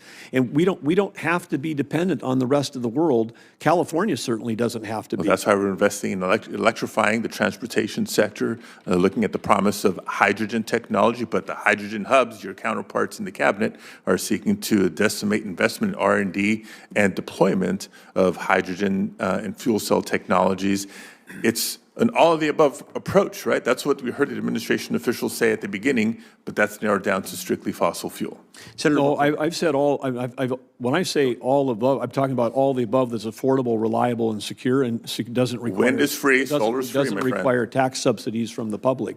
Energy can be produced without having tax subsidies. I mean, we can do that. Right, let's tell that to the oil and gas sector. Senator McCormick. Mr. Secretary, good to see you. Thank you for being here. And thank you, Mr. Chairman, for having this hearing today. I want to, first of all, note that you recently came to Pennsylvania visiting Steamtown National Historic Site in Scranton. I hope you enjoyed the visit. It's not far from where I grew up. As we celebrate the 250th anniversary of our founding, the Department of Interior is tasked with the responsibility of helping tell our country's story and ensuring we conserve and preserve the sites that have made our country so special. So I look forward to discussing how the proposed budget will help achieve that. I want to thank you for your leadership as chairman of the National Energy Dominance Council. The energy we're producing in Pennsylvania is providing the power for new manufacturing, electricity generation, and helping ensure we win the AI race. And that's really happening, and you've seen that firsthand with your many visits to PA. I know you visited those energy sites, but I want to extend an offer anytime. We'd love to have you come. It's close by, and there's so much to talk about. Brings me to my first question. Proper staffing of the national park sites has been a priority of mine, especially as we gear up for America 250. And we're the home in Pennsylvania to 20 NPS sites, ranging from Independence National Historic Park in Philadelphia to the Delaware Water Gap in northeastern Pennsylvania to the Johnstown Flood National Memorial. In 2024, 8 million park visitors spent an estimated $425 million in local gateway regions while visiting National Park Service lands in Pennsylvania. With so many people, particularly in this year, expected to visit these sites, how is the department working to ensure proper staffing and the resources necessary to ensure visitors, many not Pennsylvanians, many visiting Pennsylvania, have a quality experience? Well, thank you, Senator, and thank you for your leadership as well. We last fall posted 5,500 seasonal hires. That's up from the prior year, in part to get ready for the America 250. We, in addition to that, significantly changed those summer hire authorities locally from 6 months to 9 months. Many of these locations that you're talking about have got a season. I know at Steamtown, they go all the way through with the Polar Express train in December. Having a seasonal that has to be done working at the end of October when you've got a busy season in November and October during fall leaf season and whatever, giving them the 9-month capability is going to really expand. It's like a 50% increase in the work hours, man hours, so to speak, of staff. So that's a big push. The other one, across the National Park Service, may not be well known, but if there was a position that became open, there was a system where someone around the country could go, man, I want to live in Pennsylvania. I'm going to apply. There's this long federal thing where then there's a prioritization and seniority and who gets it. And then they get there and they don't have a place to live, and they can't afford to live in some of these entrance communities. So we've reinstated local hiring authorities so that park superintendents can hire people from those communities that then already have their own housing, and then they can essentially jump to the front of the line. So we can compress the hiring sometimes from 12 months to a few weeks if we got qualified people that can come on board. And we have over 500 permanent positions that we're also trying to fill right now, and I think if we can fill some of those with local hiring, that's going to help speed this up and get the right people on the ground. Great. Well, that's encouraging. I'd also like to spend a minute talking about the American Battlefield Protection Program, which, as you know, Pennsylvania's got a number of battlefields, including Gettysburg, Fort Necessity, Brandywine, and Fort Mifflin. I introduced legislation last year to reauthorize the Battlefield Protection Program. Again, as we celebrate the 250th, we're expecting an enormous amount of flow of visitors. Can you speak about how that funding will help protect these battlefields and raise public awareness of the importance of battlefield preservation? Well, it's critically important, and I appreciate your co-sponsoring and sponsoring that bill, because not only are these hallowed grounds, as President Lincoln said, we also still have, in many cases, have active archaeology going on. We're still, in many cases, collecting what's and sort of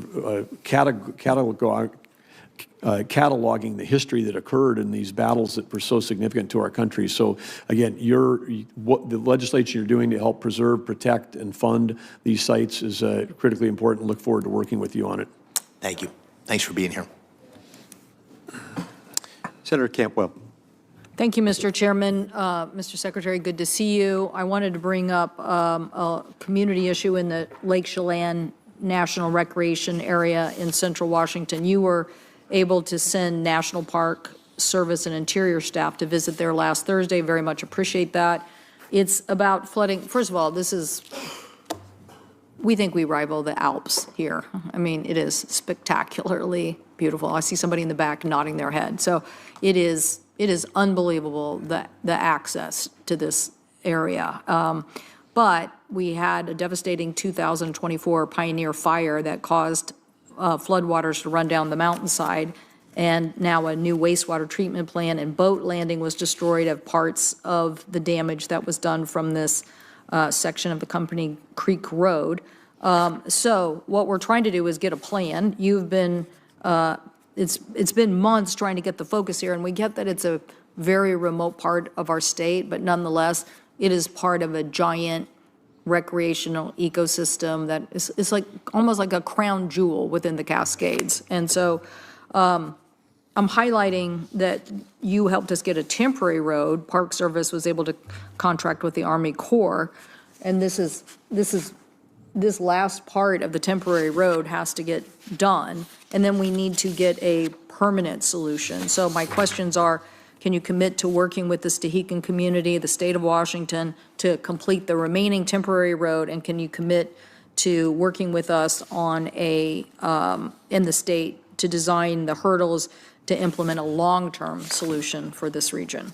Yes and yes, and I understand we do have a particular issue here where we've got federal, and then a chunk of private in between that we're working with the private folks to make sure that we've, across these different land ownerships, that we can get a permanent solution figured out. Yes, and so you're committing to that. I appreciate that very, very much. And Senator, You're happy to visit. I'm happy to go Yeah. with you. I'm happy to, Okay, I'm happy to take you to that'd be this. great. I mentioned earlier, I think one of the things to think about as you guys are thinking about doing this thing is we don't have like a DOT. We don't have like a funding for all the roads, and we don't have an emergency fund, but every year there's some road that washes out somewhere in a national park.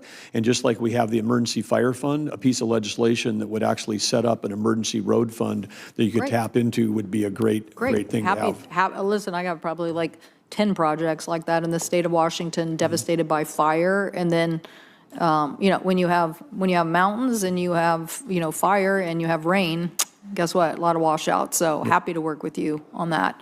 I want to turn to LWCF. We've had a lot of conversations about the staffing at parks, but the president played such a key role when we got the Land and Water Conservation Fund done, as did my colleague, Senator Daines and Senator Gardner, who's no longer here, but served on this committee. The president literally said, I'm calling on Congress to send me a bill that fully and permanently funds LWCF and restores our national parks. When I sign that into law, it will be historic to our beautiful public lands. Okay, so then he went on to thank those two.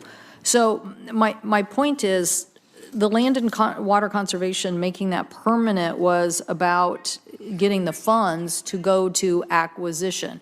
I'm a huge supporter of this. We just lost Jim Whitaker, great American, first American to summit Mount Everest, but more importantly, even the founder of REI. And what is REI all about? It's access. It's an economy. It's third behind finance and healthcare. It is a juggernaut of an economy. But guess what it takes? A recipe of continuing making investments in public lands. So LWCF was about making $900 million in mandatory funding under the Dingle Act, and this demonstrated the support and the president's support for that. So I'm confused that why we seem to be with your order changing that, like not fully funding the public land aspect. This was your order 3442. So I'm just trying to ask if you will work with me to making sure that we actually fund the 900 in mandatory spending. That really was the key part of the debate. And the president bought into that. And we have a tweet from him saying he bought into it. So I know some of my colleagues here, I understand the chairman's long frustration about this issue, but I also know what the bill did, and I know what the president said, and so now I'm asking you whether you support making sure that that your budget really does uphold that law. Well, we will always follow the law. That is what you said when I asked you at your confirmation Yes. on LWCF. That is exactly what you said. Yes. So I'm saying, could you give us an interpretation of how this affects that? Your executive order, Secretarial Order 3442. Well, I would say, again, as I've encouraged this committee and others on the LRF portion of this, which is the deferred maintenance piece, that is, to me, of high urgency, because that's where we've got the greatest need. When I get in front of senators and representatives and governors, it's everybody's got a repair issue, and we never have enough dollars to do that.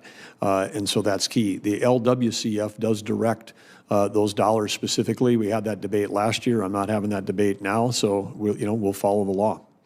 What does that mean? Do you think that land acquisition is part of LWCF and that's part of your responsibility and you will carry it out?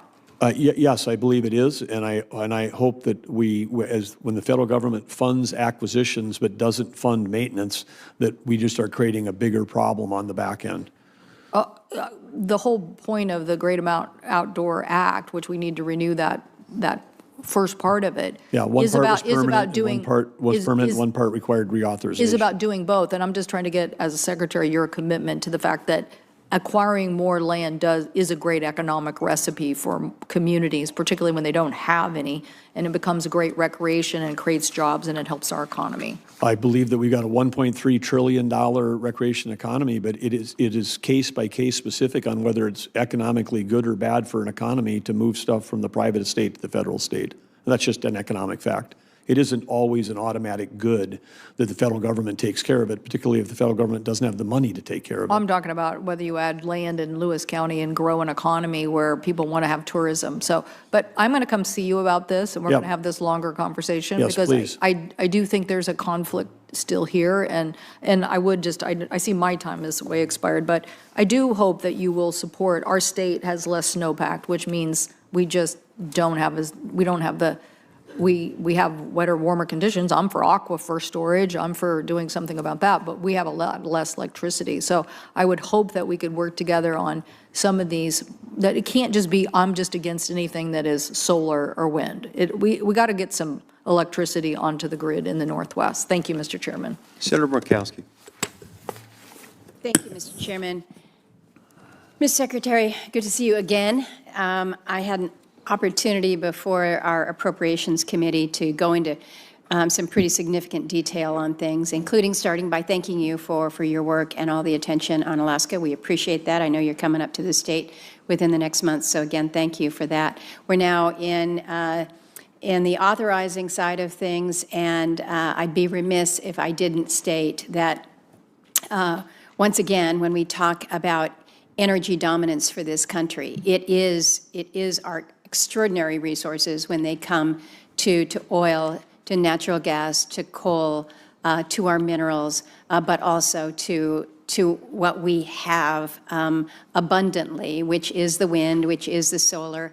I just introduced a geothermal bill yesterday that I would hope some of my colleagues would join me with, because I'm really excited about this next generation technology and how we can access this. So I get really excited about it.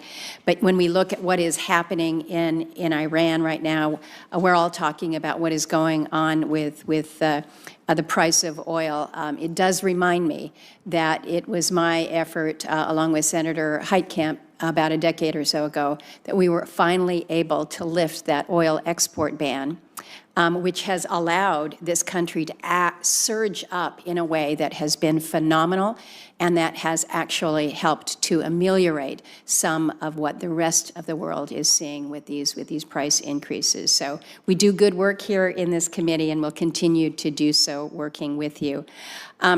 I want to talk about some things that I hope are relatively non-controversial.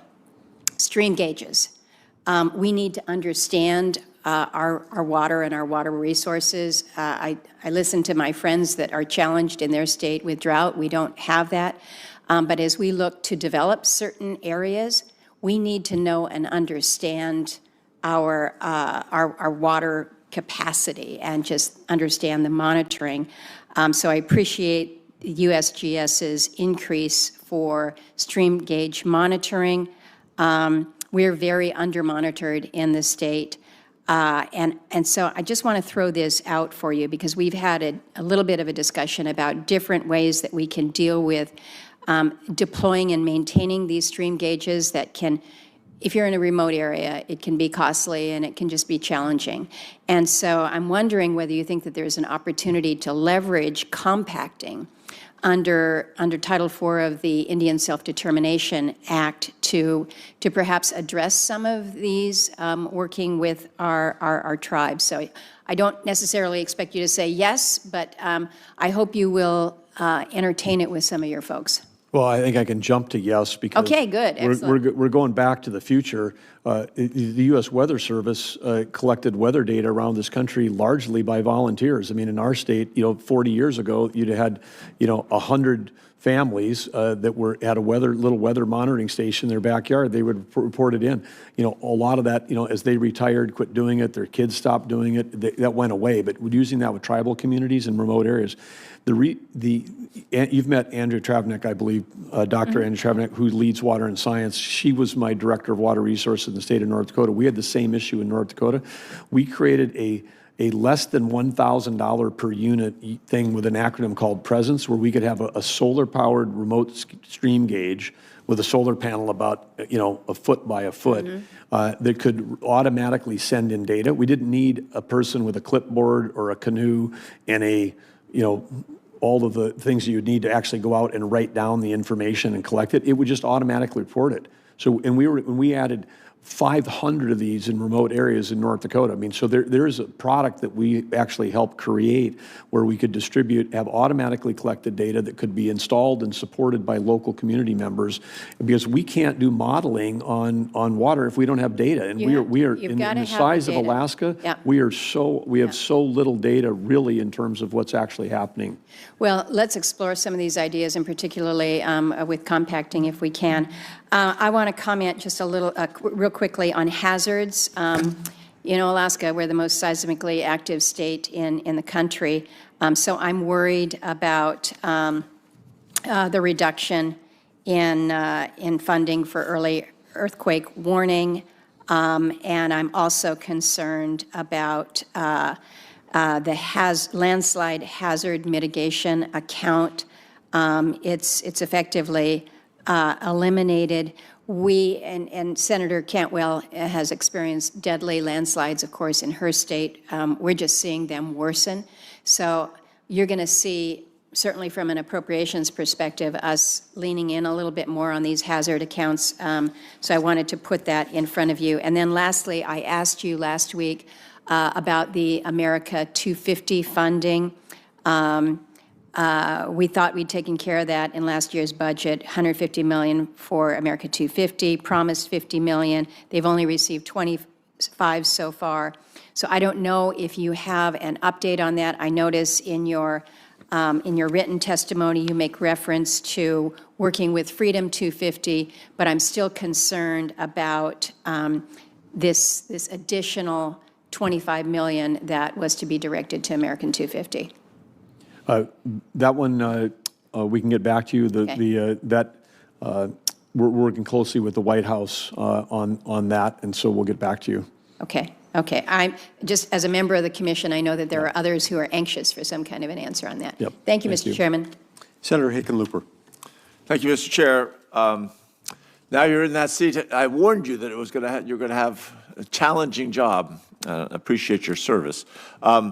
We've never seen a worse drought year in my lifetime in Colorado. One of the snowpack gauges up in the mountains above Leadville, over the last 100 years, they've kept records, and the average has been 240 inches.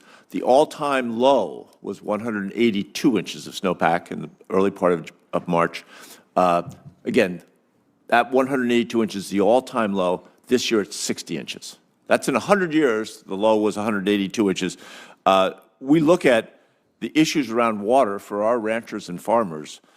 Fertilizer, now since the war started, is up 30%. Diesel's up 50%. I just wanted to ask if you got any advice for farmers. I've got a lot of farmers trying to decide whether they're going to plant. They're going to even take that risk. What do you say to them? What would you advise me to say to them? Obviously, farming is a challenging business, and having come from a state that is a big agricultural state, know that those planning decisions are made. Sometimes they're made long in advance, but the increase in inputs and not the proportionate increase in your outcomes make it extra challenging. I think that we are also know that agriculture and depending on what part of agriculture you're in, the government plays a big role in subsidies across that. I know there's been discussions on whether it's tariff relief or other things that the Ag Department's working on to try to get through this, I would say, this aberration that we have where we've had sort of some higher prices for a short period of time. A real historic discrepancy, and you mentioned the tariffs. Obviously, most of these commodity markets are really struggling. based in the trade situation. So higher costs going in, much more uncertainty in what they're going to sell. Also want to talk about the Colorado River funding, because obviously the drought, and you know this better than anybody, that we're really struggling in the entire upper and lower basin. We recently got some word from some of your staff that the discrepancy between spending in the upper basin and lower basin has continued to diverge. Historically, according to the original compact, we're both the upper basin and the lower basin were going to use roughly the same amount of water. And that's been distorted over the years so that the lower basin, for a variety of reasons, not necessarily bad reasons, but for a variety of reasons, they've used more of the water. But it still should be always under roughly equity. Your staff shared plans that there'll be $350 million for lower basin projects compared to just $100 million for upper basin projects. I think there are at this point roughly $2 billion in the draft funding so far has gone to projects and priorities led by my friends in the lower basin, but only $45 million to the upper basin. So $2 billion in the lower basin, $45 million in the upper basin, and now the planning going in the immediate future is going to be $350 in the lower basin, only $100 million in the upper basin. We've got a bunch of projects that are stuck in limbo. So are there any plans to release Bucket 2 funding, which was appropriated for the upper basin projects, so we can see at least somewhat more proportional investment in the upper basin? Senator, that one I would want to get back to you with specifics versus just make a general comment on that. But I understand the point you're making and would be happy to dig into that. Okay, I mean it's problematic, and also I know that Senator Cortez Masto mentioned this already, but given the severity of the drought, again, this is unlike anything we've seen to go from, an average of 240 inches of snowpack, that's 20 feet, and then go down to the all-time lowest was 182 inches, and this year we're at 60 inches. So, I mean, 1/3 of the all-time low. I'm worrying whether the budget cut to zero out the Bureau of Reclamation's Water Smart program, which really does actually help these farmers and ranchers get more water they can use, if there's not some other, I'm not sure what the other higher priorities are. I guess everything else is a higher priority is what I'm hearing, yet that's a hard thing for me to go back and say to the farmers and ranchers in Colorado. Yeah, but I would also say understanding the dynamic nature of a budgeting process at the federal scale is that I think, when some of the decisions were made, recommendations were made months ago, people thought that we were still going to have an opportunity for a lot of precipitation in March and April, and none of that materialized. And so, we're operating with different data now than when those decisions would have been made.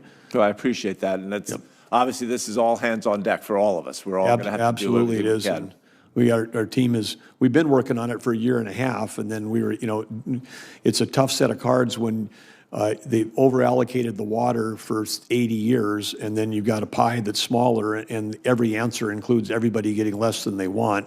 That's the only thing we're assured of here is that there's not enough to go around, and then with this drought, it's compounded that for this particular year. Well, hopefully we need I think probably a mediator between the upper basin and the lower basin. I'm sure you guys are working on that, or I hope you are. Yeah, we're working very hard on it and trying to balance, recreation, power generation, agriculture, municipal, industrial. I mean, this is a complex set of things, and with no agreement, we had to have an operating plan for this year, so we executed the authorities we have under the drought authorization under the compact, and just said, here's what our releases are going to be, so that farmers and communities could start doing planning, at least with the limited water we have. They now know what they're coming, and we brought that up almost a month because normally those decisions wouldn't have been made till the end of May. But we know the snowpack's already gone, so there is no more data to collect, and so we at least get people to get some certainty about what the releases are going to be, even though they're less than what everybody had hoped for. I do appreciate that urgency, and I also appreciate your recognition that there's been a rather dramatic disparity in where federal funding has gone. Yes. Thank you. I yield back to the chair. Thank you. Senator Risch. Thank you, Mr. Chairman. Mr. Secretary, thank you for coming today. I'd be remiss if I didn't start off and acknowledge the fact that the last Secretary of Interior from Idaho passed away last weekend, Dirk Kempthorne. Great guy, was a U.S. Senator for one term, a governor, and then under George W. Bush was Secretary of Interior. Dirk was a really likable guy and liked by people on both sides of the aisle, and was a real people person, and we're going to miss him. Let me say, first of all, we, of course, in Idaho have a huge number of federal acres. 2 out of every 3 acres is owned by the federal government. Most of it is under your jurisdiction, BLM. A lot of Forest Service, though. One of the things we're interested in, of course, is forest fires.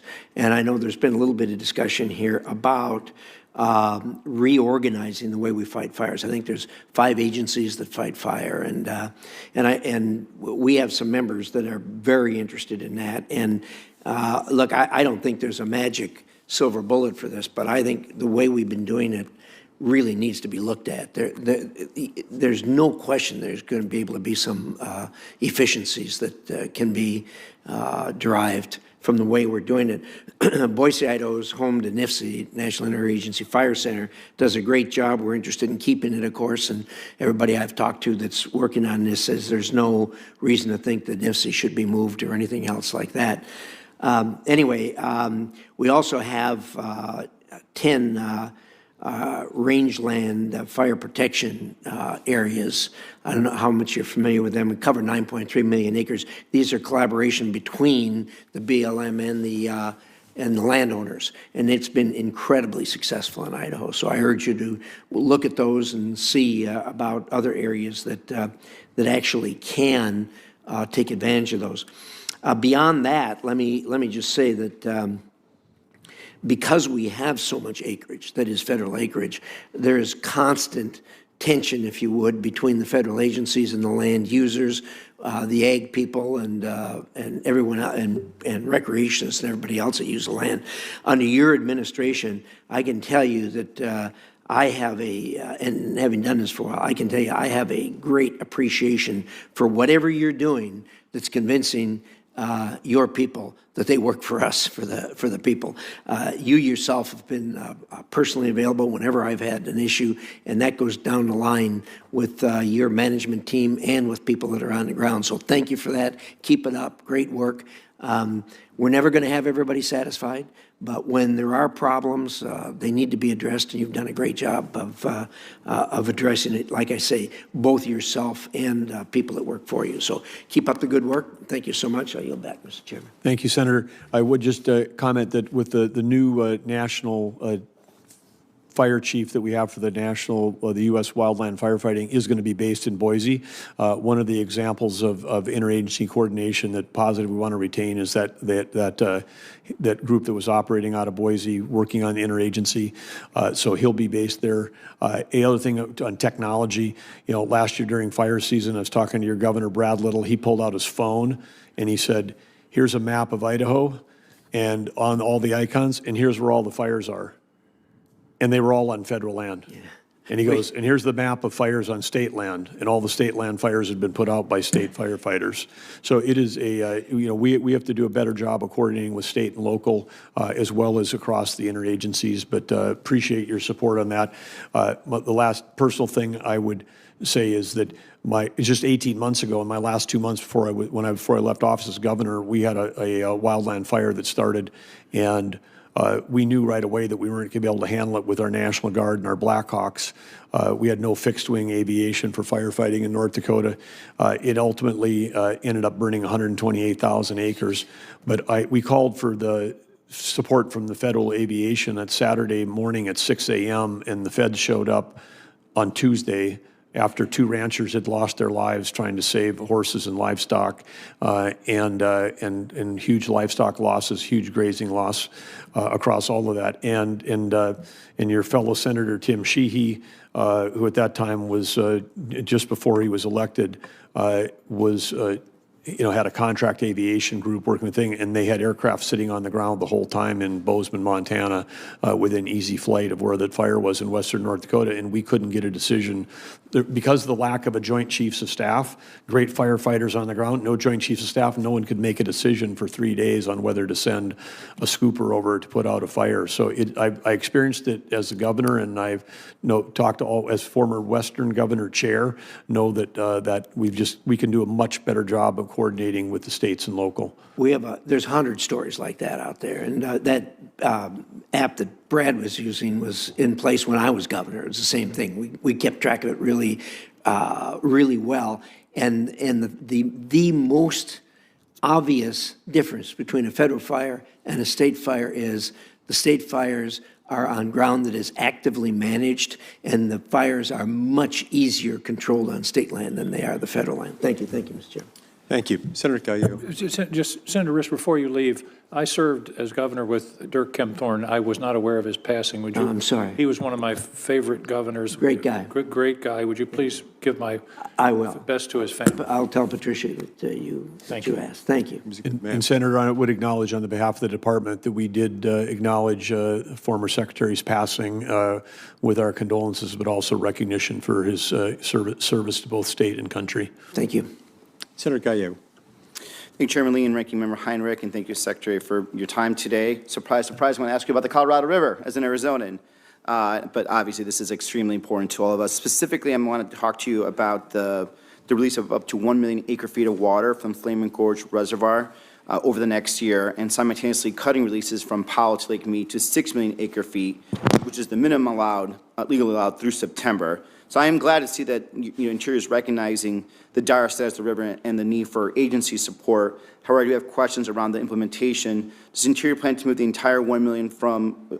Does the Interior plan to move the entire 1 million from Flaming Gorge?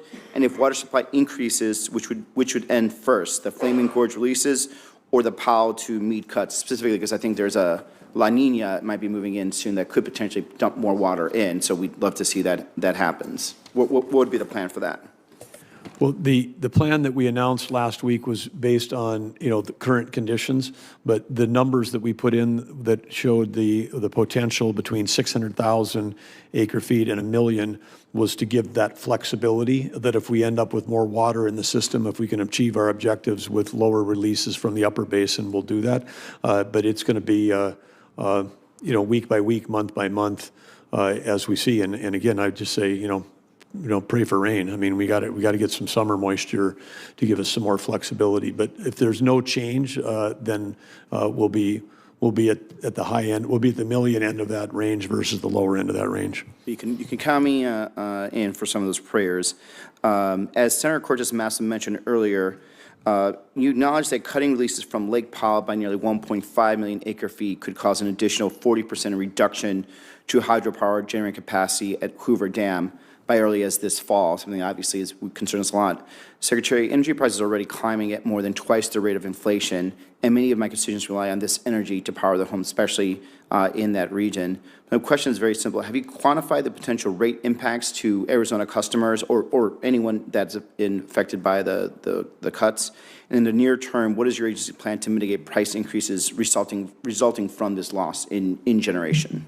Well, there may or may not be rate increases, just lack of power generation, because the one great thing about hydro is we do have the ability to turn it off on short cycles. When we were running the largest hydro dam in North Dakota, we could run it more water releases from 5 p.m. to 11 p.m. when everybody came home and turned their air conditioning on during those hottest days, and then really ratchet it down overnight and during the next day. And so, again, that's one of the great things about, when you've got water behind a dam, it's not just a battery, it's dispatchable power. It becomes base load. And so we have some flexibility. The teams that we have are going to have a year where they're going to be making more adjustments, based on load management than they might in some years where they just turn it on and let it run. But the good news is we've got a great team running and operating those dams, and we've got some flexibility. It also depends on the power purchase agreements between each of those dams and the utilities. And so it may or may not be passed on in terms of higher rates, because on any given point during a day, if it's not the summer peak day and if it's not the peak winter day, there is excess power generation in the system. So hopefully we just don't run into no water and the hottest days of the year. That this summer on those high heat days, that's where if we can get through those and get into the fall, we'll can maybe get through without spikes in power prices. That'd be greatly appreciated. And just on my last one, the inclusion of $58 million to the Hualapai water settlement in this budget reflects the urgency of funding this settlement before the enforceability deadline of April 2029. So if funding is not appropriated by then, it would void the entire settlement. And understanding years of bipartisan work that went into that to resolve this longstanding water right claims, can you speak to the importance of funding tribal water rights settlements like the Hualapai in your plan? I can speak to their importance, but I will, on that particular grant and the deadline you just described wasn't on my radar, so that's one I'm going to have to dig into.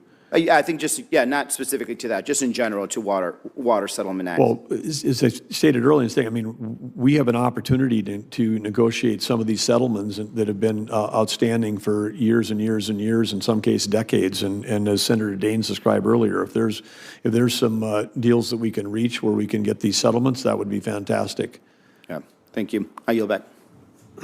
Senator King. Thank you, Mr. Chairman. You mentioned in your comment, this is preliminary, to Senator Hoeven about China adding, I think the figures I have are 78 gigawatts of additional coal last year, which is a lot of power. But to put that in context, China added 430 gigawatts of solar and wind last year, 5 times as much as coal. I'm wondering if they don't know something we don't know. Let's talk about the National Park Service. You and I talked about this before. National Park Service budget is cut by a third, about $1 billion, which is one day of the Iran war, just to put it into context. I don't understand why. In terms of the overall budget, in terms of what's being proposed for expenditures in many other areas, why are we cutting the most popular program that the federal government runs? And I understand there's always room for right sizing and analysis of staffing and those kinds of things, but I just don't. This isn't a gotcha question. I'm genuinely puzzled why the administration would cut by a third the funding of one of the most important agencies that we have in terms of direct interface with the public. It's not just about people at the parks. They need the backup from the rest of the organization. Why such a major cut? You said a number of things that were qualifying in there, but I think that there's a belief that we can deliver the services that people desire, the outcomes that are people looking for. I mean, one thing that I found as governor, and I'm finding in this role, is that there's a high degree of interest in inputs and less interest in outcomes. If you said the goal is, Secretary, please deliver higher customer satisfaction at all of your parks. Go get it done as efficiently as you can, and we want to have citizens to be very satisfied. But it's never about satisfaction. It's always about the spending. Like a bigger input somehow implies a better outcome. I just don't believe that. I would understand that, but has there been an outside consultant study of the staff size or an internal study or any of? If there has been such, I'd certainly like to see it. You probably knew I was going to bring this chart. This is FTEs in the National Park Service going back 10 or 15 years, and here's where we are now. And we were understaffed back then. We were understaffed. The number that we were working from was 23,000. Now we're down to about 15,000, I think. So this is where we're going. And again, if there's a study or a rational basis for the cuts that are being made, I just don't see it. Please share it with us. Not right now, but. I wasn't I wasn't nominated or asked during the committee confirmation if I knew how to hire a consultant.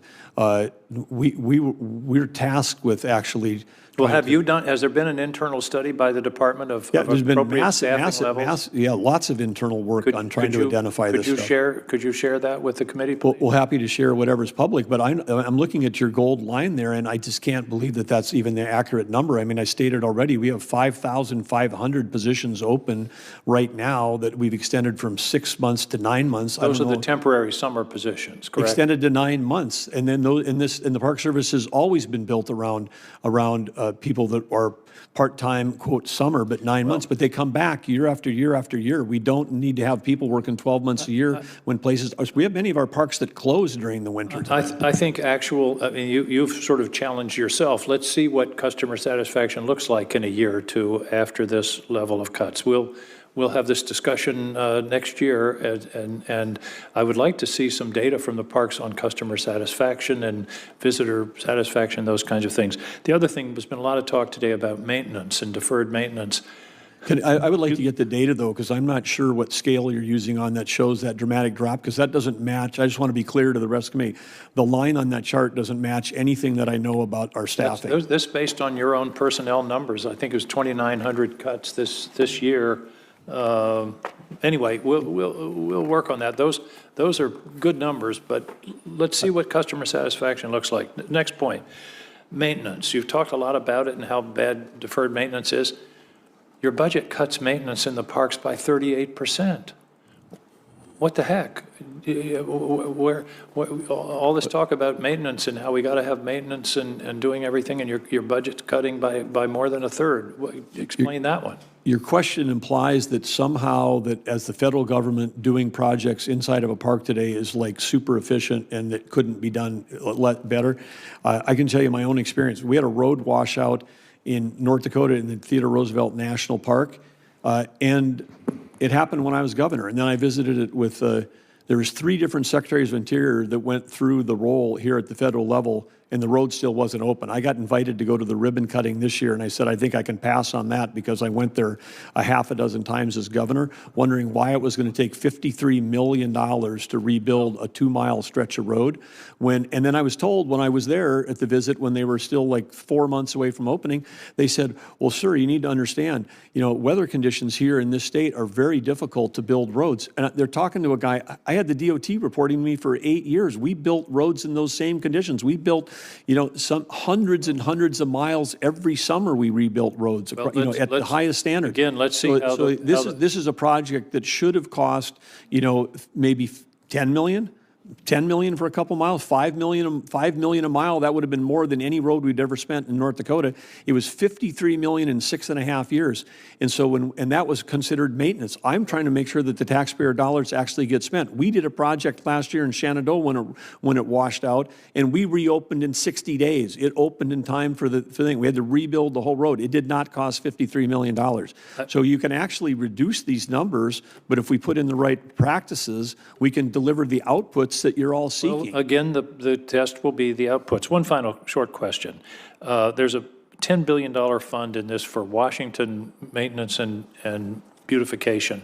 The estimates I've seen is that there's $2 billion of deferred maintenance in Washington. The question is, what's the extra $8 billion for? And the more precise question is any of the money in there to be directed to the arch that's been proposed at the end of Memorial Bridge? There's no dollars that are in that project for future theoretical proposed projects. There's the $2 billion I think is grossly understates what we have, because DC is like a state.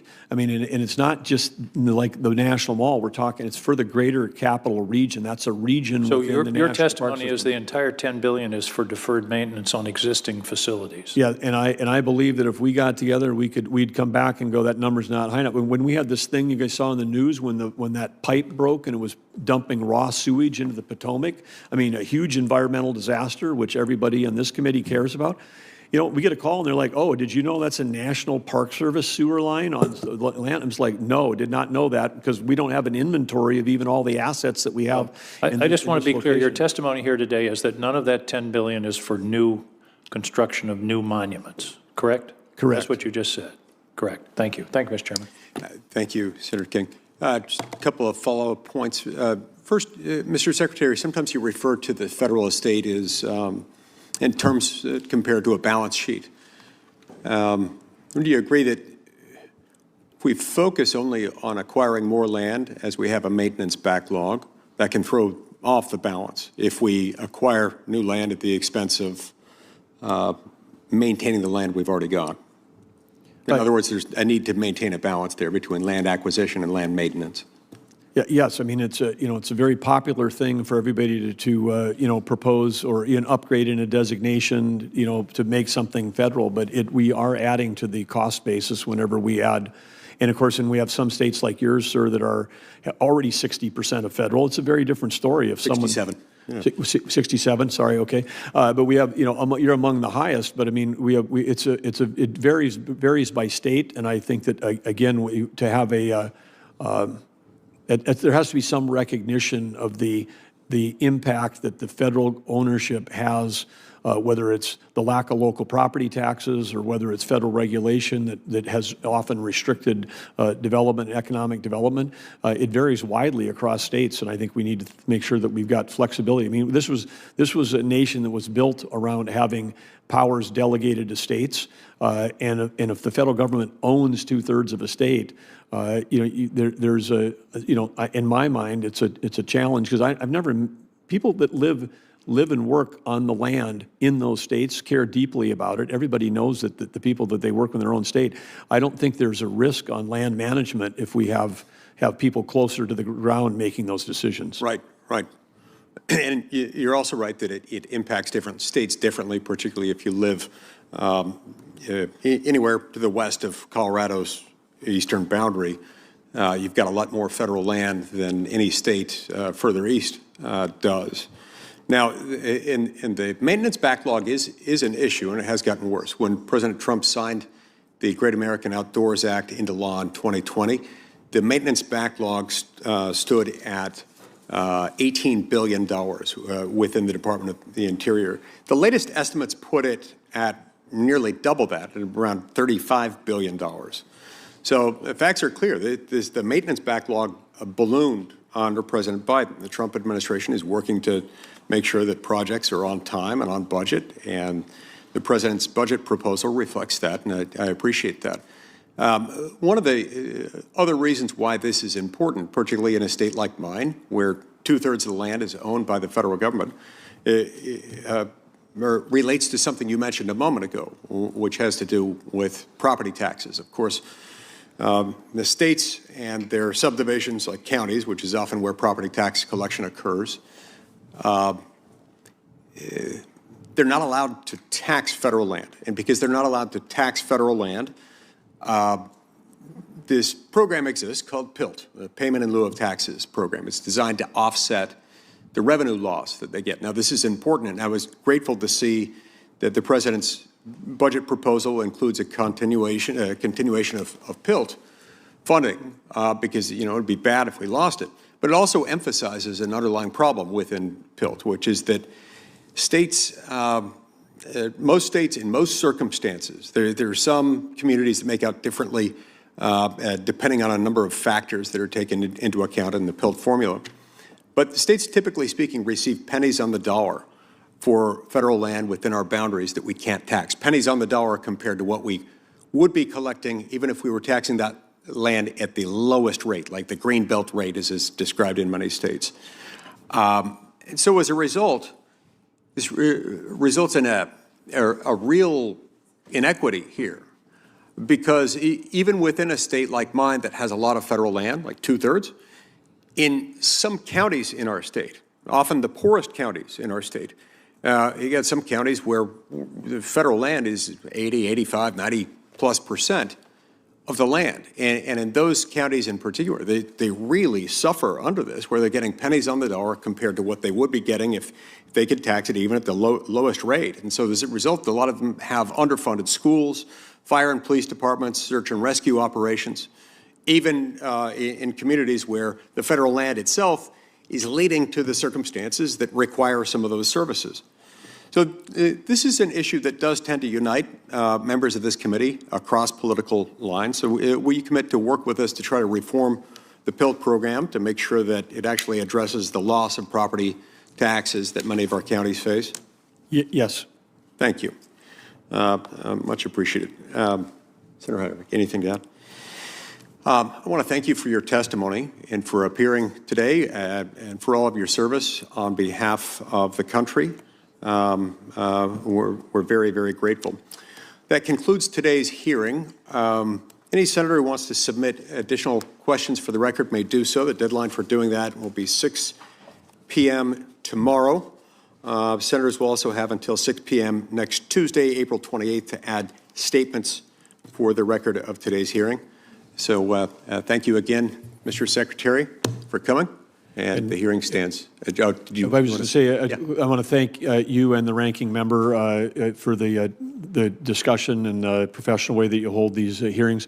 I do want to say to the ranking member from your home state, which of course is a huge part of America's energy production, that we did inherit when I took office. There was a 5,600 backlog of permits to drill coming out of the Las Cruces office area that covers the Permian, and we've reduced that backlog by 91%, and so that so bringing that.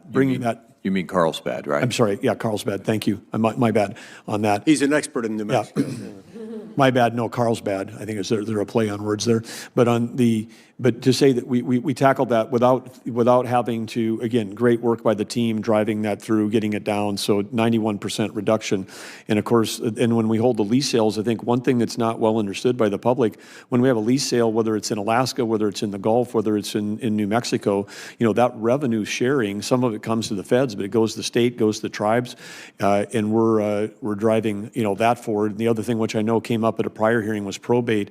We've uncovered that we had 47,000 unresolved probate cases in Indian Affairs, and we're sitting on almost $700 million that the federal government's holding in trust that belonged to tribal families, that it was an asset from one of their loved ones that died. And this backlog they're staring at a decades-long approach, and we're not just throwing bodies, we're throwing business process, we're throwing AI, we're doing everything we can to try to reduce that down. And we've got if any of your teams want to get a separate briefing on that, we've got a team, we've got dashboards, but we're again, tackling some of these massive backlogs that have grown over the decades to do a better job of trying to serve all the people that we serve. Oh, thank you for doing that. That's important to those families and to those communities, and it's an example of where justice delayed ends up being justice denied, especially if it occurs over many decades. Thanks again, Mr. Secretary. The hearing stands adjourned. Thank you, Chairman. Thank you, Ranking Member.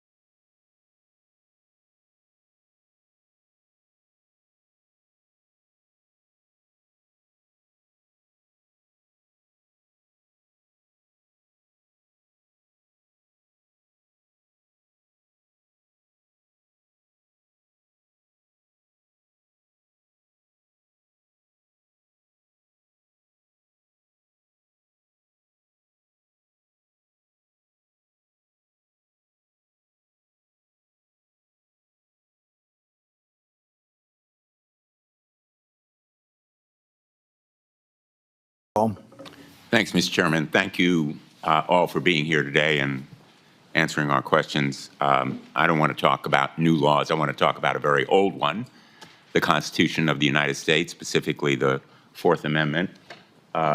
This picture is of ICE agents forcing their way into the Minneapolis home of Garrison Gibson,